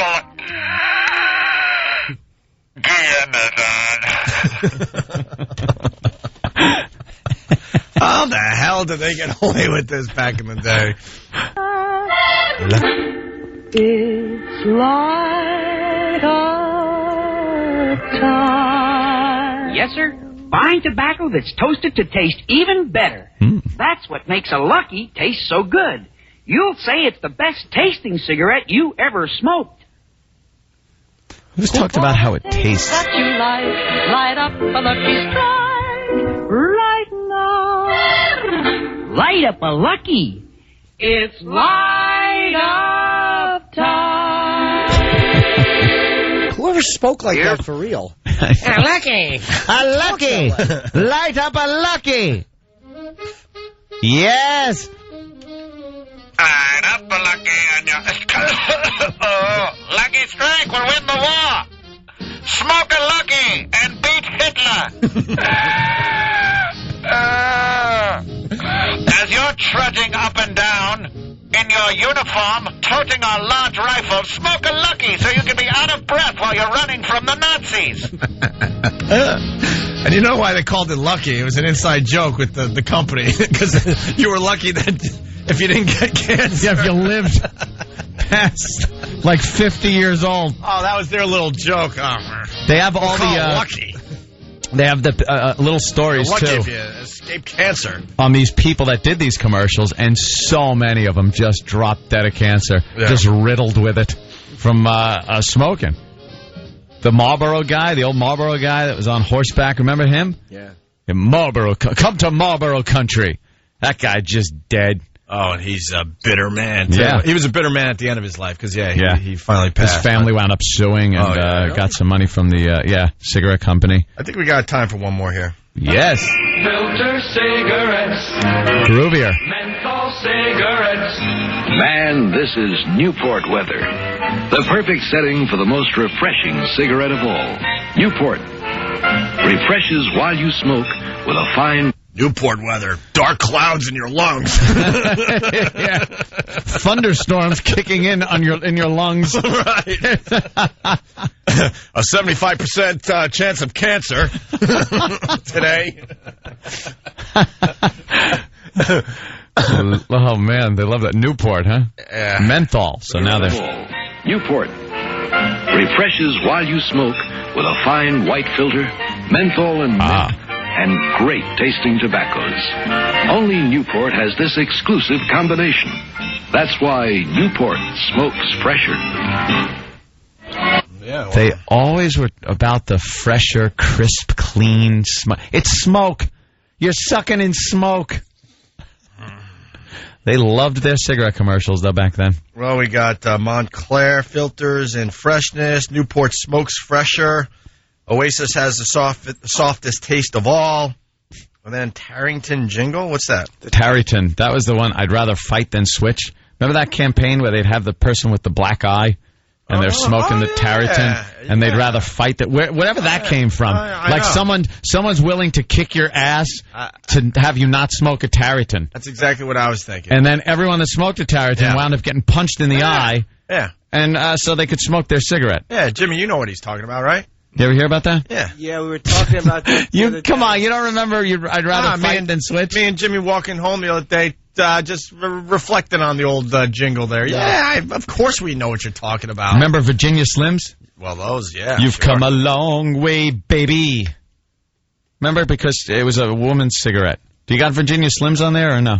I'll get it after the break. Oh, yeah. You just sang the Virginia Slims jingle. Maybe your dad was right. To get where you got to today. And it was like, you got your own cigarette now, baby. You've come a long, long way. Oh, he's singing jingles again. No! Why is that?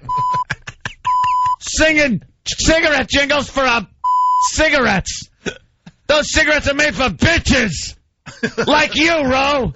Oh, Joey, shut your mouth. Don't argue. Don't argue. Here, shut up and have a cigarette. Man up. Obviously, you want something in your mouth. Man up and smoke a Tarryton. My father smoked Tarrytons. Oh, he did? 18 packs a day. Really? All right. He was never seen without a Tarryton in his mouth. All right, then why don't we do the Tarryton jingle here? Would you say I'd rather fight than switch if someone said, look, I'd like to bottom for a while? I'd rather fight than switch. My father would rather fight than switch with my mom. He smoked Tarryton and gave her black eyes. The taste is great in the filter tip Tarryton. All the pleasure comes through in the filter tip Tarryton. Piano's annoying. Smokes milder. Is that Dan? You did this? Smoother.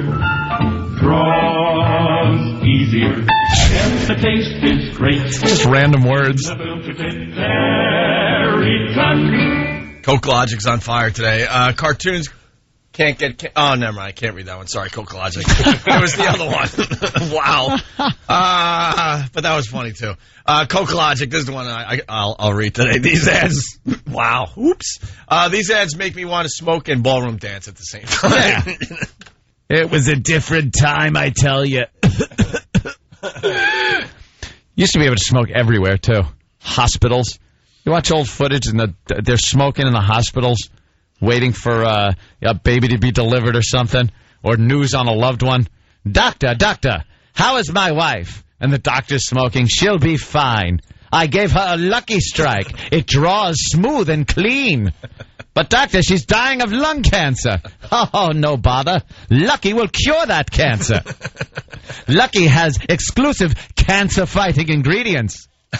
The only cigarette to fight cancer is Lucky. Tarryton still exists? Yeah, they all do. Yeah, they're all still out there. Chesterfield. My Nana used to smoke Chesterfield and leave those Chesterfield cigarette butts with old lady lipstick all over the place. Just all stubbed out in the ashtray with a big lipstick on them. Yeah. One more. I know we got a break. One more. I love these. May I invite you to try the one cigarette that lives up to its name. Talking to a 14-year-old? You creep. The cool green oasis on every pack promises you the most refreshing taste of all.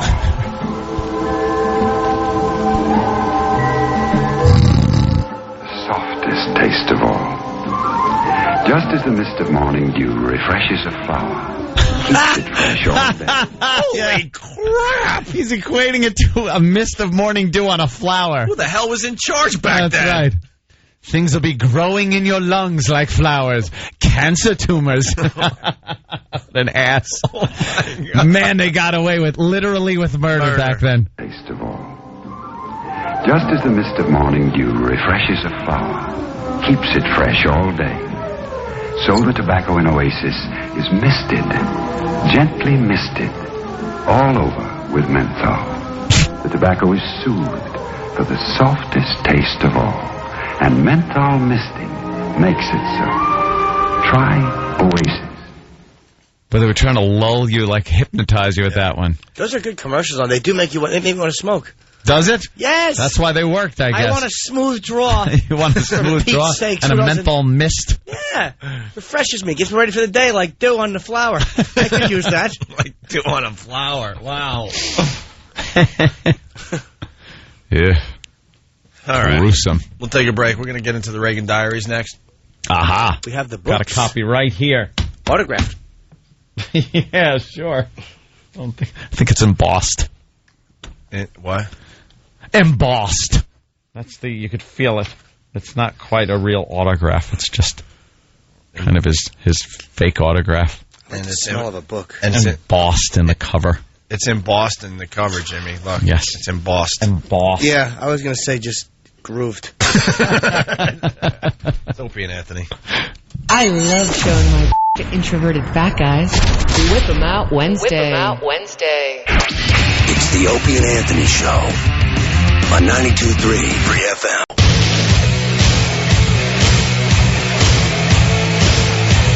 Hey, thanks for checking us out on this fine Whip 'em Out Wednesday. It's the Opie and Anthony Show.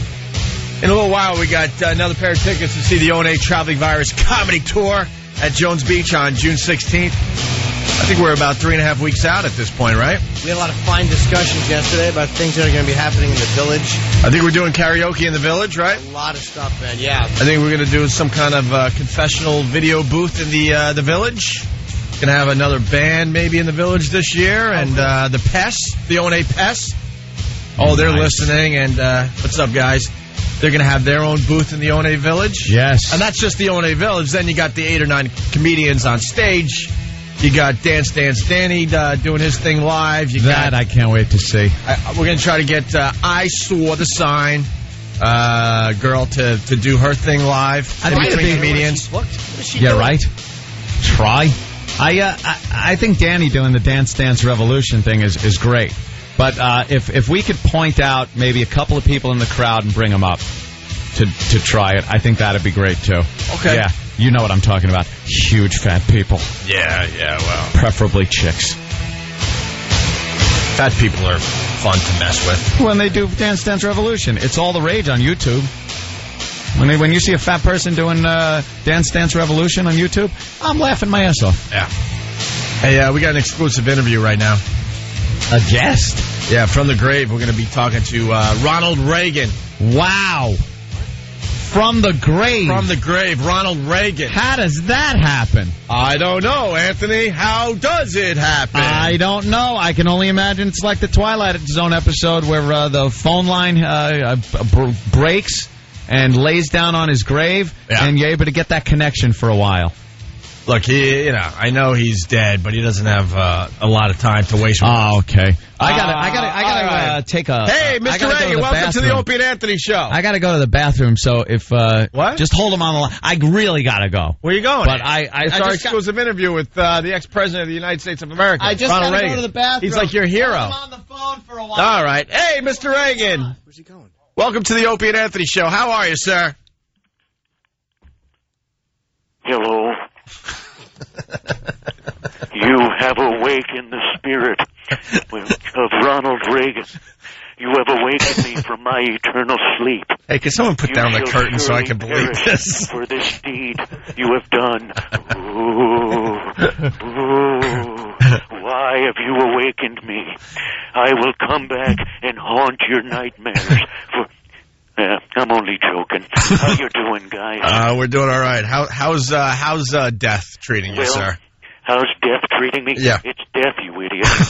It's not supposed to be fun. I'm dead. But are you jamming with Jimi Hendrix or drinking with Jim Morrison? That old gag. No, what are you doing in death? Well, I hang out with the old dead presidents. We all get together and hang out. Yeah. And some of them are just a hoot, like JFK.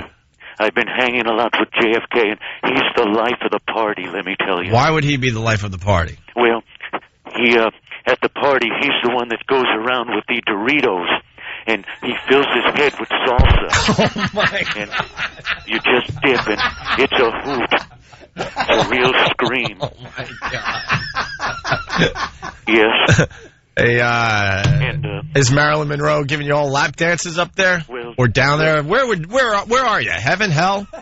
I believe heaven. Heaven, all right. Although JFK might say different because he was with Marilyn for many years. Yeah. And then Jackie O died, and Now she's on his ass all the time. You know, he needs that like he needs a ho-ho. Oh, well, yeah. Oh, yeah. Makes much sense. He had it good for a while there. Yes. Yeah, yes. about 30-some-odd years. I have to ask, how's my wife, Nancy? How's Nancy been? Well, I miss her terribly. Well, Well,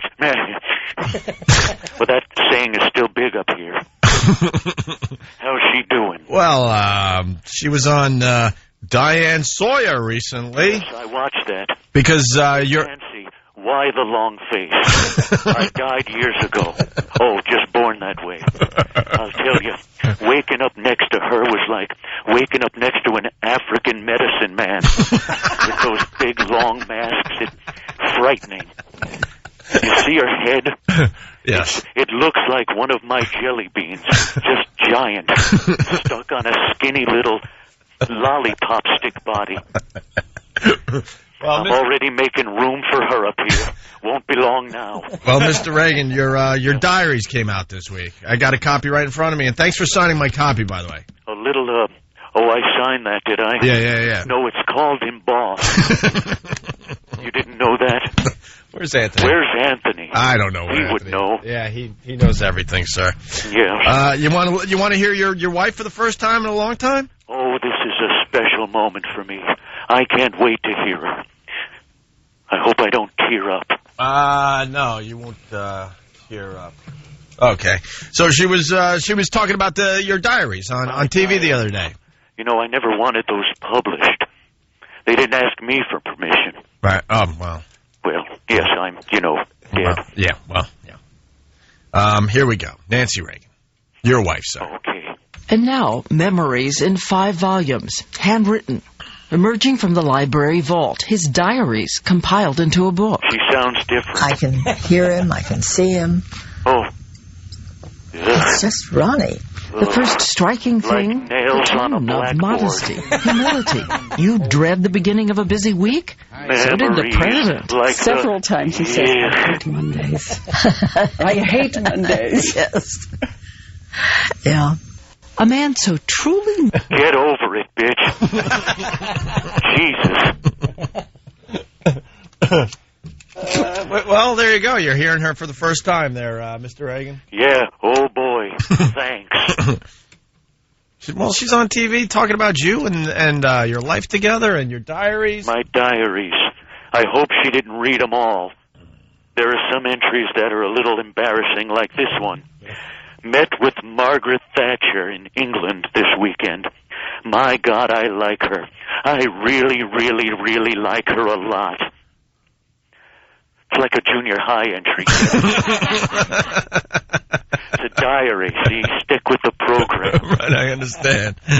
Hey, here's more from your wife there, Nancy.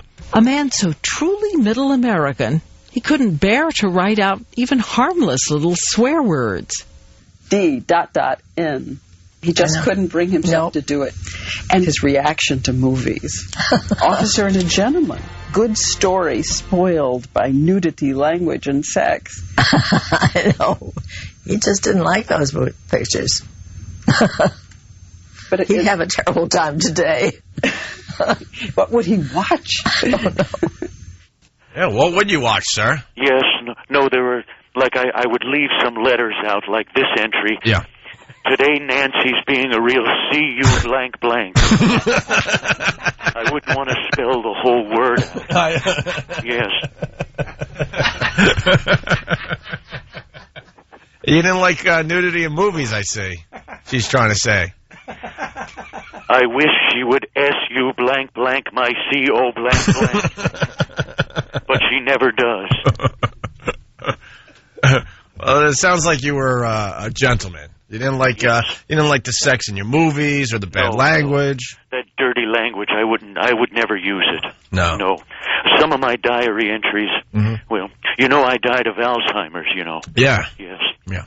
Some of my diary entries, well, you know I died of Alzheimer's, don't you? Yeah, we do know that. Alzheimer's gag.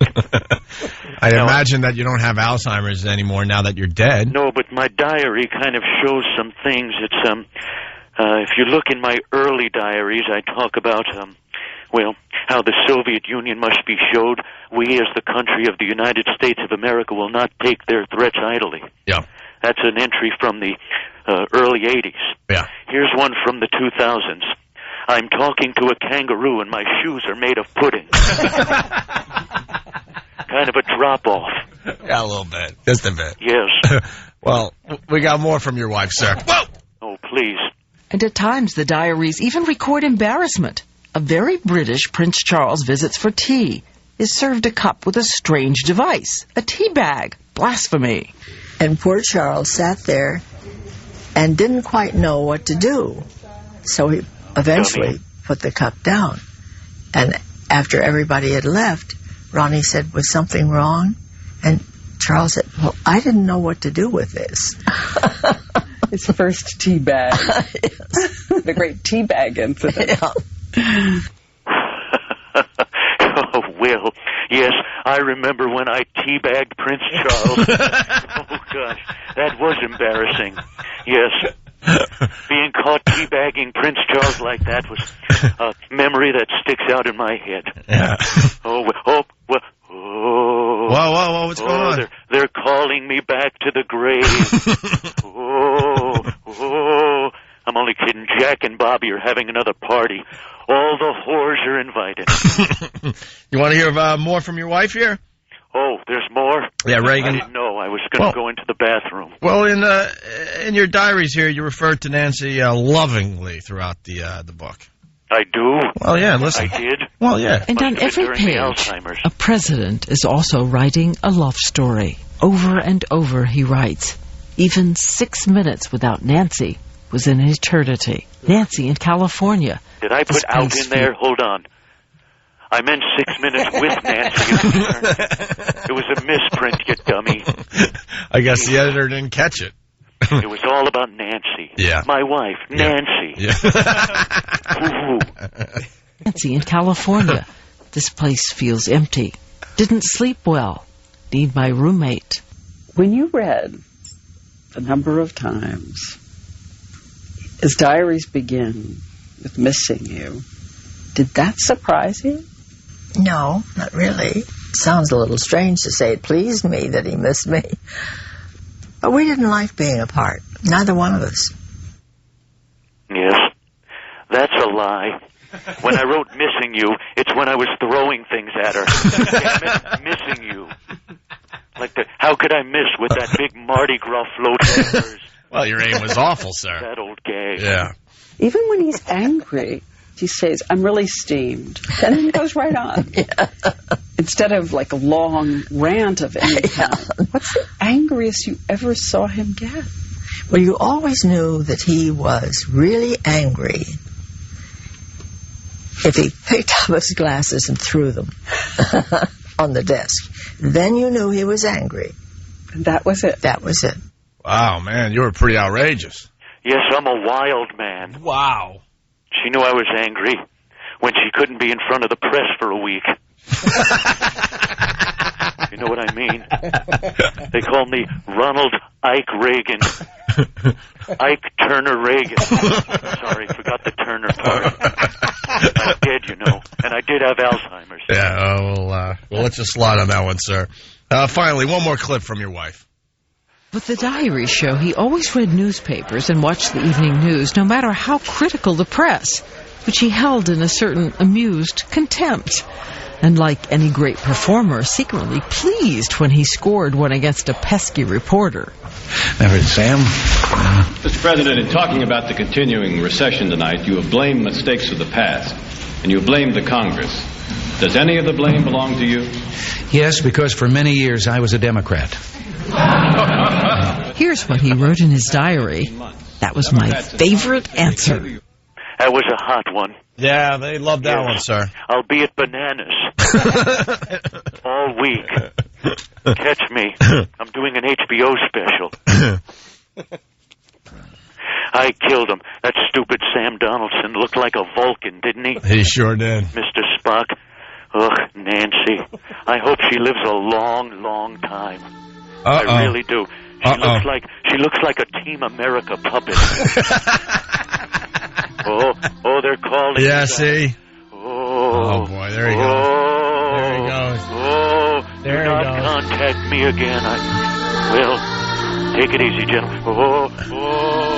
Hey. All right, there he goes. The ex-president, Ronald Reagan. Just made it back. Wait a minute, wait. Oh, Mr. President, this is so exciting. From the grave. Mr. Reagan, I have so much to ask you about, your life, your history, the afterlife. What is the first thing you did when you died? He's gone. Hello? You missed it. What? I always miss him. You missed our interview. Oh, Jesus. From the grave. This stupid old gag. All right, we get it.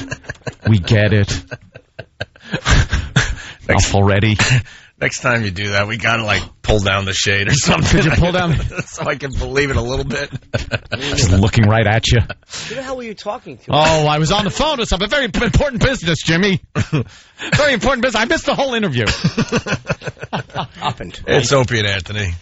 I came up with something years ago. Basically, it says, Whip 'em out Wednesday. Big, luscious, juicy ones. Wow. The swinging tribute to unrestrained female anatomy. It's Whip 'em Out Wednesday. The Opie and Anthony Show. It's the Opie and Anthony Show. On 92.3 Free FM. Oh, Bud Light. Yes. Bud Light. Oh, yeah. Bud Light. I love Bud Light. Having my poker game tomorrow night. You there, Than? Yes. And there'll be, you know who else is going to be there? Mr. Bud Light. Ha. That's right. My whole fridge full of Bud Light. I love it. And the people that come over, that's all they drink. You want a beer? Someone goes, beer? Get me a Bud Light. Look for their custom Major League Baseball aluminum bottles available now. Keep an eye out for your favorite home team. And you're going to... What more can I say? We drink it at my house. Drink it at yours. Be like me. Be just like your pal Anthony and drink Bud Light. Why don't you come up? See, you could come over, Ope. Jimmy could... Well, not Jimmy. You don't partake. I'll fill up a Bud Light aluminum bottle with some water, some club soda. And you could drink that. Make like you're drinking. Opie, you come over. Have a Bud Light with me. Always cold, always refreshing, always worth it. Bud Light. Drink responsibly. You're checking out the Opie and Anthony Show. What else is America talking about today? America. Kind of another slow news day, actually. We got the Idol finale tonight. Whatever. Jordan wins, hands down. Who cares? Move on. Do you think? Gianna, oh, yeah. I don't know. got busted again for drug testing? Yeah. That's a big story, too. Jesus. They're calling him, it says, what a dope on the front page of the Daily News today. And you got the 60-year-old having twins on the cover. I don't know. Who's banging a 59-year-old? That's what I want to know. What's wrong with these people? I would say a 79-year-old. Oh, is he one? That's a chippy for a 79-year-old.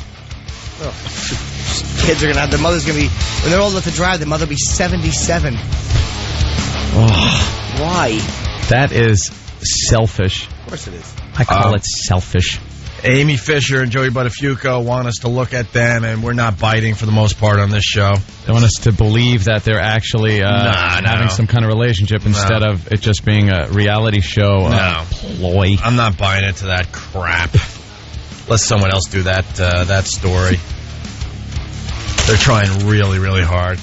They're trying to drum up some kind of publicity, and no one's really caring. No one cares. No one cares. I'm not even going to tell you the latest because I don't even care. Every day they're giving you a little piece, though, just hoping that the mainstream media is really going to run with this thing. Look, they're together. Are they? Are they? Mm-hmm. If it wasn't so many reality shows, people might buy into it, but there's been so many people are like, ugh. You just know where it's going. It's a false More premise. fake, scripted garbage. And then this in the paper I thought was kind of cool. Killer dies, Raider fan.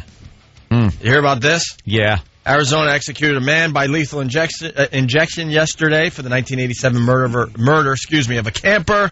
Robert Charles Cummer, 50, convicted of the murder of Larry Pritchard, was put to death at 10 a.m. at the Arizona State Prison complex. And you're saying to yourself, whatever, who cares, right? Yeah, another murderer bites it. When asked if he had any last words, witnesses reported that Cummer smiled and said, yes. Go Raiders. Wow, that's a great endorsement for the team, isn't it? Guy being put to death for murder. Go Raiders.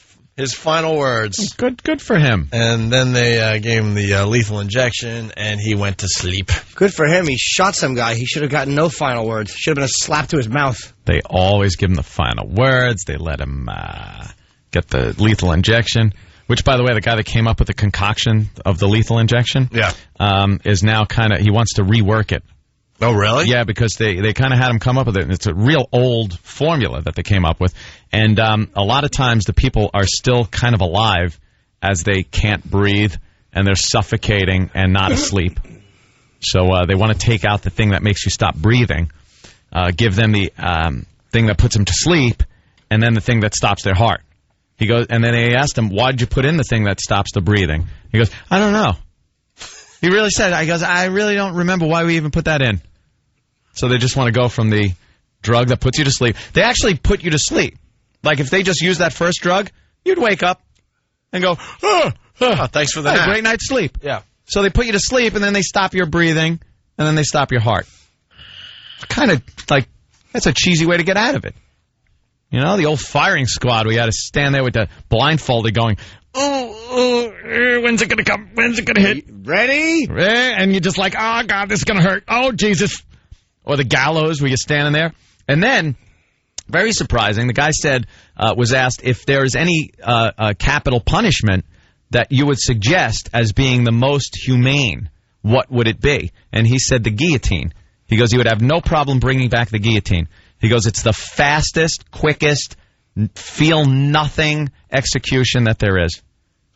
But it's kind of... But imagine if you're getting killed that way, just the fact that your head's going to roll away from your body and you're going to see that for maybe a split second. So you're getting freaked out beforehand. Just remember to shut your eyes. Shut your eyes? Don't keep your eyes open, because then you're going to see your open the head neck. pops off and starts bouncing and rolling, and you're looking back going, wow, that was my body. And the worst thing would be your head hitting the ground and maybe a little grain of sand getting in your eye, and you're going, ow, I got something in my eye, and you can't even get it out. So you're kind of suffering for that little moment. That'd hurt. What if you broke your nose? Yeah.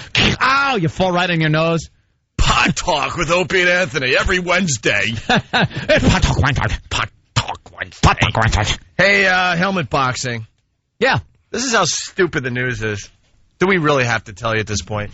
They are just stupid, stupid people.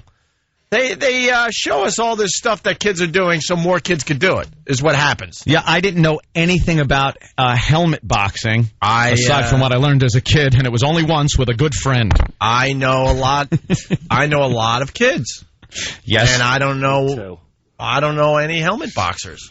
No, don't know anyone who was helmet boxing, never heard of helmet boxing. See, the news, I don't know where their heads are at. I don't know if they do these stories because they really want to, prevent other kids from helmet boxing. No. Or they're just doing it because it's shocking and makes for good TV. Yeah. But I think when you have a news story that shows helmet boxers and then shows you all the videos that are now online, because we didn't know. I Googled it immediately, and I've checked out 10 freaking helmet boxing videos this morning alone. Yep. Oh, that's a good one. Wow, that kid is getting his head smashed in. So thanks to the news, to the parents out there, some of your kids are going to now enjoy the sport of helmet boxing. That's what they do. Yeah. That's what they do as responsible broadcasters. This just happened on the news. Listen. A dangerous new trend is sweeping the internet. It's called helmet boxing, and it's the new knockout for children. CBS 2's Cindy Hsu tells us. It's the new knockout for children. Knockout. Wow. Trying some comedy chops, are you? You must be an open micer on the weekends. Yeah. Knockout for children. CBS 2's Cindy Hsu tells us why doctors and safety experts say parents better learn the rules. For A.J. Pacheco, school's out. Now he's looking forward to a summer full of friends, fun, and helmet boxing. I first heard about helmet boxing from a friend at school who was on the hockey team. It's an underground sport that's just coming to the surface. Yeah. And? Coming to the surface because we decided to bring it to the surface. Yeah. No one knew about this really. This was kind of a Fight Club thing that was going on. Put it this way, you knew about it if you watched YouTube and were kind of into it or stumbled upon it. But once they put it on the news, everyone knows about it. And knowing kids, knowing the way I was also as a kid, you look at something like that and go, oh, wow. Wow, we got to try this. Check that out. Yeah. We only do headshots, only around the helmet. No punching behind anyone, no punching below the helmet. A quick search on YouTube pulls up hundreds of amateur videos, proving this game is leaving the locker room and becoming a popular garage sport with kids as young as 13. Little kids beating the crap out of each other. Nothing funnier, I got to tell you that. Nothing funnier than watching kid fights. You can punch up kid fights, too, not even the helmet ones, and just watch, like, kids fighting. I went with fat kids fighting. Fat kids fighting. Hilarious. All over YouTube and hysterical. We talk about this on the show from time to time. Just getting those just weird searches in, and fat kids fighting is a great one. Yeah. And finally, more on helmet boxing. AJ landed in the emergency room, needing 10 stitches across his chin. Dr. Fred Muller, who studies sports injuries, says helmet boxing could also result in concussion. And my concern would be if they get injured while they're helmet boxing and don't realize they have a slight concussion and go out on the field the next day and get another blow. Boxers like AJ insist the matches are strictly horseplay, but both our experts agree parents and coaches need to ask questions.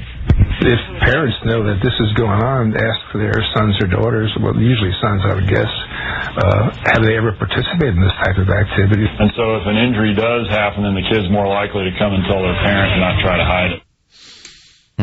So there you go. We learned about helmet boxing today. They think helmets are going to protect them from a concussion. Meanwhile, boxers get concussions not because of the exterior hit. It's their brain actually hitting the inside of their skull. Yeah, shaking around a little. Rattling around in there. Than making his way to a microphone. What's going on, Than? Well, here it comes. It's a very special day around here. We all know that. We all know it's a special day for Opie. Strippers? For my birthday? Strippers? Sorry. No. No. Well, let's do any type of nudity? Flashing? No. It is Whip 'em Out Wednesday. No. No, this is something, Opie's birthday, it's an intern presentation. Ugh. Of your birthday cake, and they have something to do? Yes. All right. Step one is the cake. All right, let's... All right, hold on. Before we get into this, Jimmy, give away tickets, because we promised them a while ago. Yeah. As the interns are doing something for the birthday? Yeah. Be the 90-second caller or fourth. And you random caller, whatever. Yeah, you just want a pair of tickets to see our Traveling Virus, the Opie and Anthony Traveling Virus show at Jones Beach, June 16th, and it's going to be a great show. So call up if you want free tickets. And if you don't win the tickets, you can get them through Ticketmaster.com. Yes. It's going to be a great, great day out there at Jones Beach. 8 or 9 comedians you know and love from the show. Yes, Sam. Pat Duffy wrote a script and created a presentation involving all of the interns for your special day. A script. He wrote a script and everything. This better end like Jonestown. All right, well, bring him in. All right. Oh, no. Come on, Pat. Does this mean we get to see Jared again? This has to suck. Oh, is music?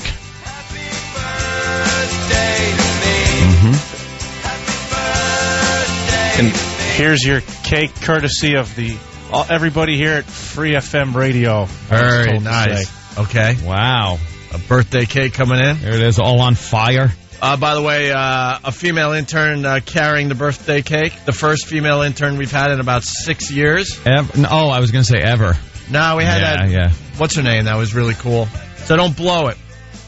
Let us do our... Oh, why is she blowing out the candles? Oh, is that part of the bit? What? Were you talking to a mic? There's just a lot of... There's a lot of candles on the cake. We don't want to... Oh, you're calling them old? Why is there a lot of candles? Everyone knows I'm only... She's 34. 28? 31. What? Yeah. You want to foof them, Hope? No, it's okay. You can blow out my candles. I say let the girl blow out the candles because I won't eat cake that the guy blows the candles out on. Even though I have no clue who you are or who you've been with or anything like that, I still don't mind if it's a girl.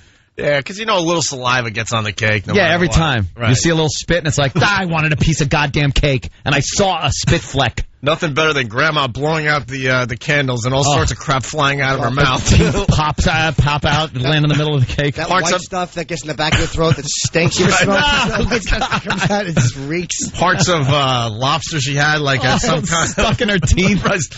Decided to dislodge onto your birthday cake that she had at a blue plate special. A hunk of gums cancer. Nicotine from a cigarette she smoked 20 years ago. All right, here's their presentation now, yes. Opie. Okay. All right. Good morning, and welcome back to the Channel 9 Morning Fun Time Super Variety News Hour. I'm Slick McFavorite, and with me, as always, is Chatty Hole. Good morning. Shut up! Coming up in the next half hour, cancer. Why you probably already have it, and how it was your lawnmower's fault. But first, today marks the birthday of Opie. And coming up in just a few minutes, we have the ultimate present for him. That's right, Slick, the Opie's birthday. So let's get down a list of memorable moments from these past 20-something years. Who could forget April Fool's Day 1998, when it was reported by Opie that the mayor of Boston supposedly died while on vacation in Florida. But he was okay. Oh, how we all laughed and laughed. Then there was the Voyeur bus. In June of 2002, Opie sent a bus full of scantily clad ladies all around the city of New York, showing off their goods to anyone who wanted to see them, but mostly to those who didn't. And then there was Sex for Sam, in which a couple supposedly completed the 2-point conversion while in a pew at St. Pat's. 2-point conversion? That's right, Slick, the 2-point conversion. I bet that girl will never play football again. I'm sure she won't. I think that the super secret celebrity guests are here. Should we bring them in, Chatty? We should. Coming in first from Stuck on You, Jersey Girl, and the one episode of Will and Grace, here is Matt Damon. Oh, God. Why is he shirtless? Why is he shirtless? Why isn't he always? Of course, I'm sure this was Steve's idea to have the intern topless. Take your shirt off. Great. Matt Damon. It couldn't be the female lad. Matt Damon. All right. And now my personal favorite from Season 2 of American Idol and the subject of his own grainy sex tape, it's Clay Aiken. Yeah, we do have an intern that looks like Clay. Why are they shirtless? Who's the ass that decided they have to be shirtless? Pat Duffy. Pat Duffy? Why Pat Duffy? Thought it'd be a little funnier, especially with the next guy. Look, Steve's coming in. Oh, I have to see the. Of course. Look at my nude intern. Steve comes running in, making believe there's something to do in here. I promise. You should see what he's producing in the corner. And last but not least, from the end season of Back to the Future Part 1, it's alternate reality Biff Tannen. Alternate reality. Look at this guy. God. Someone stole my body and put that head on it. Oh, my God. Look at everything jiggling. Wow. And they're here to give Opie his ultimate birthday present. Much better than a simple fruit plate, I'm sure. Take it away, boys. Happy birthday to you. God, I want to kill everybody. They made a pyramid. Opie. Happy birthday to you. Ta-da! Duffy pushed him off the top of the pyramid. Pushed Clay Aiken off the top of the pyramid. The top of the naked pyramid. That was a nice Abu Ghraib minute. Yeah. All right, wait. Now they're turning around. We love Opie. Heart Opie, written on the back, and there's a circled zit on alternate universe Biff Tannen. Jared's body. They're still pointing out his. What a friggin' mess! Worst birthday party ever! It really is awful. One platter of fruit, 3 semi-nude interns, one of which isn't the girl. Right. Oh, my God. Oh, this is why I take my birthday off every year. Exactly. It's nothing but disappointment every year. Worth it. The people on Pal Talk, horrified is the only word that comes. Well, horrified. This is why you got to get the Pal Talk. They just saw the whole presentation with the naked guy interns. Yeah. and everything else. That was a very nice presentation there, Pat. It was awful. Yeah, Pat, you wrote and choreographed and everything. This is my brainchild. Your responsibility. Yes.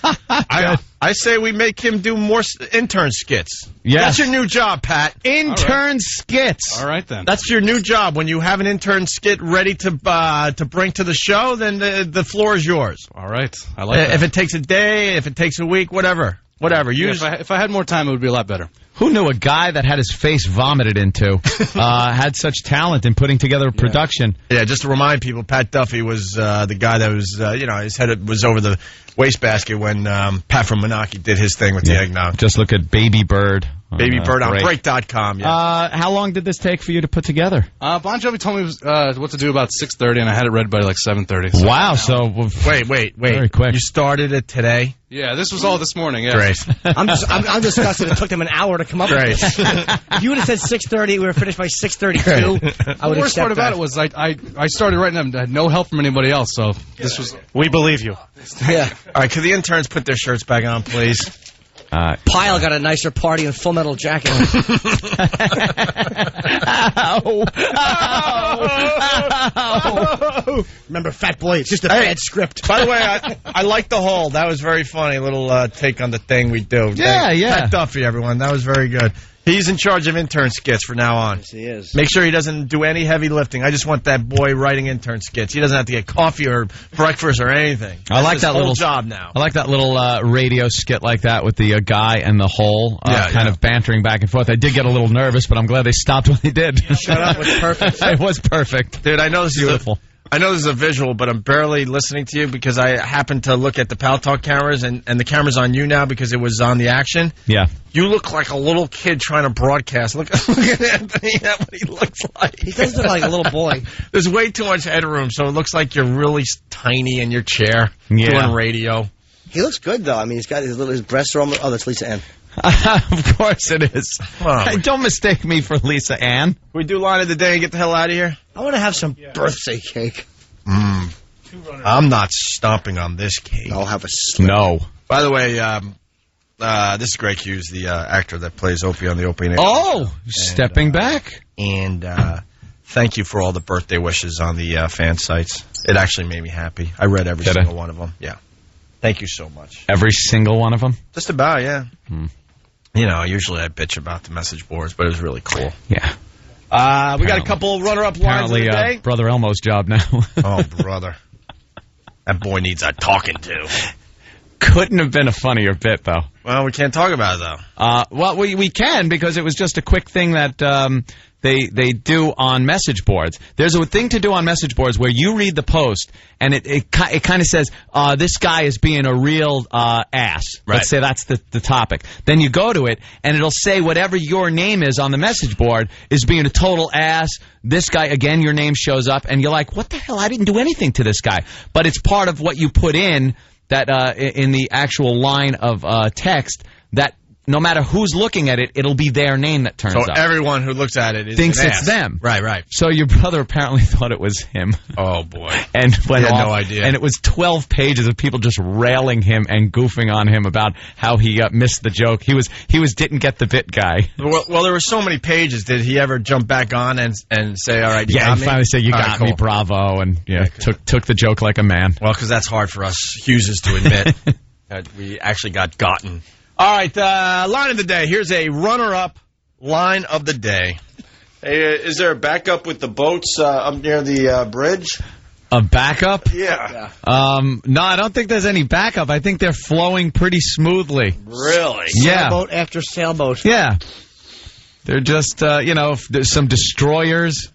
You know about any destroyers, over? A few subs. Some destroyers have been in the water. Oh, yeah. A few subs. Any submarines? Let's just put it this way. There's a lot of dinghies. Hey. Dinghies. Thanks for giving me one today, Than. We have another runner-up line today? Which one? I don't know which track. Sorry. Tracks are all messed up. It's okay. It's good. Tom, can we go late today? Here's another runner-up line of the day. What does the finger across the throat motion mean?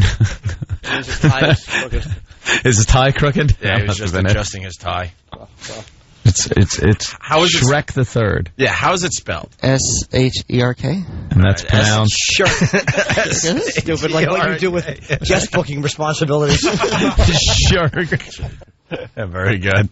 Sure. Jim Norton's going to be at the Stress Factory, Vinny's Club in New Brunswick, New Jersey. It's a great club. I love his presentation. I've been saying that for years. And he takes care of the comedians. And Jimmy's going to be there all weekend. Tomorrow through Thursday through Sunday, and Saturday is sold out. So Thursday, Friday, and Sunday are available. All right, with that, here's your line of the day. Here comes the line of the day. Line of the day.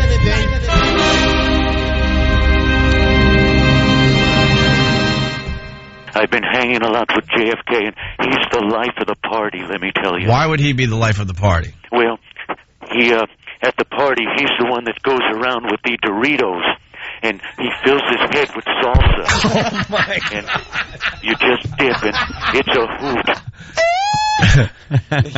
Wow. Yeah, Anthony gets line of the day. Anthony, that was dead Ronnie. I mean, Ronald Reagan, my God, I just tore down the 8th wall. Oh. They cut my favorite line from the bit was when he goes, "It's a real scream." Real scream. All right. Tom, extra radio today? Oh, boy. Tom? I can read lips. Wait a minute. Tom? No. Tom? Oops, my beep don't work at this hour. You wouldn't mind working a full day. Can we do extra radio today, Tom? Tom? He's saying go something yourself. I can't figure out that word, though. Not even a happy birthday wish, Tom? Flock? That wouldn't make sense.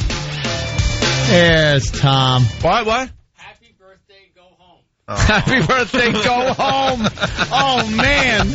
That is cold. We're not beating that. Have a good day. Happy birthday, go home. Do you? Whip 'em out Wednesday.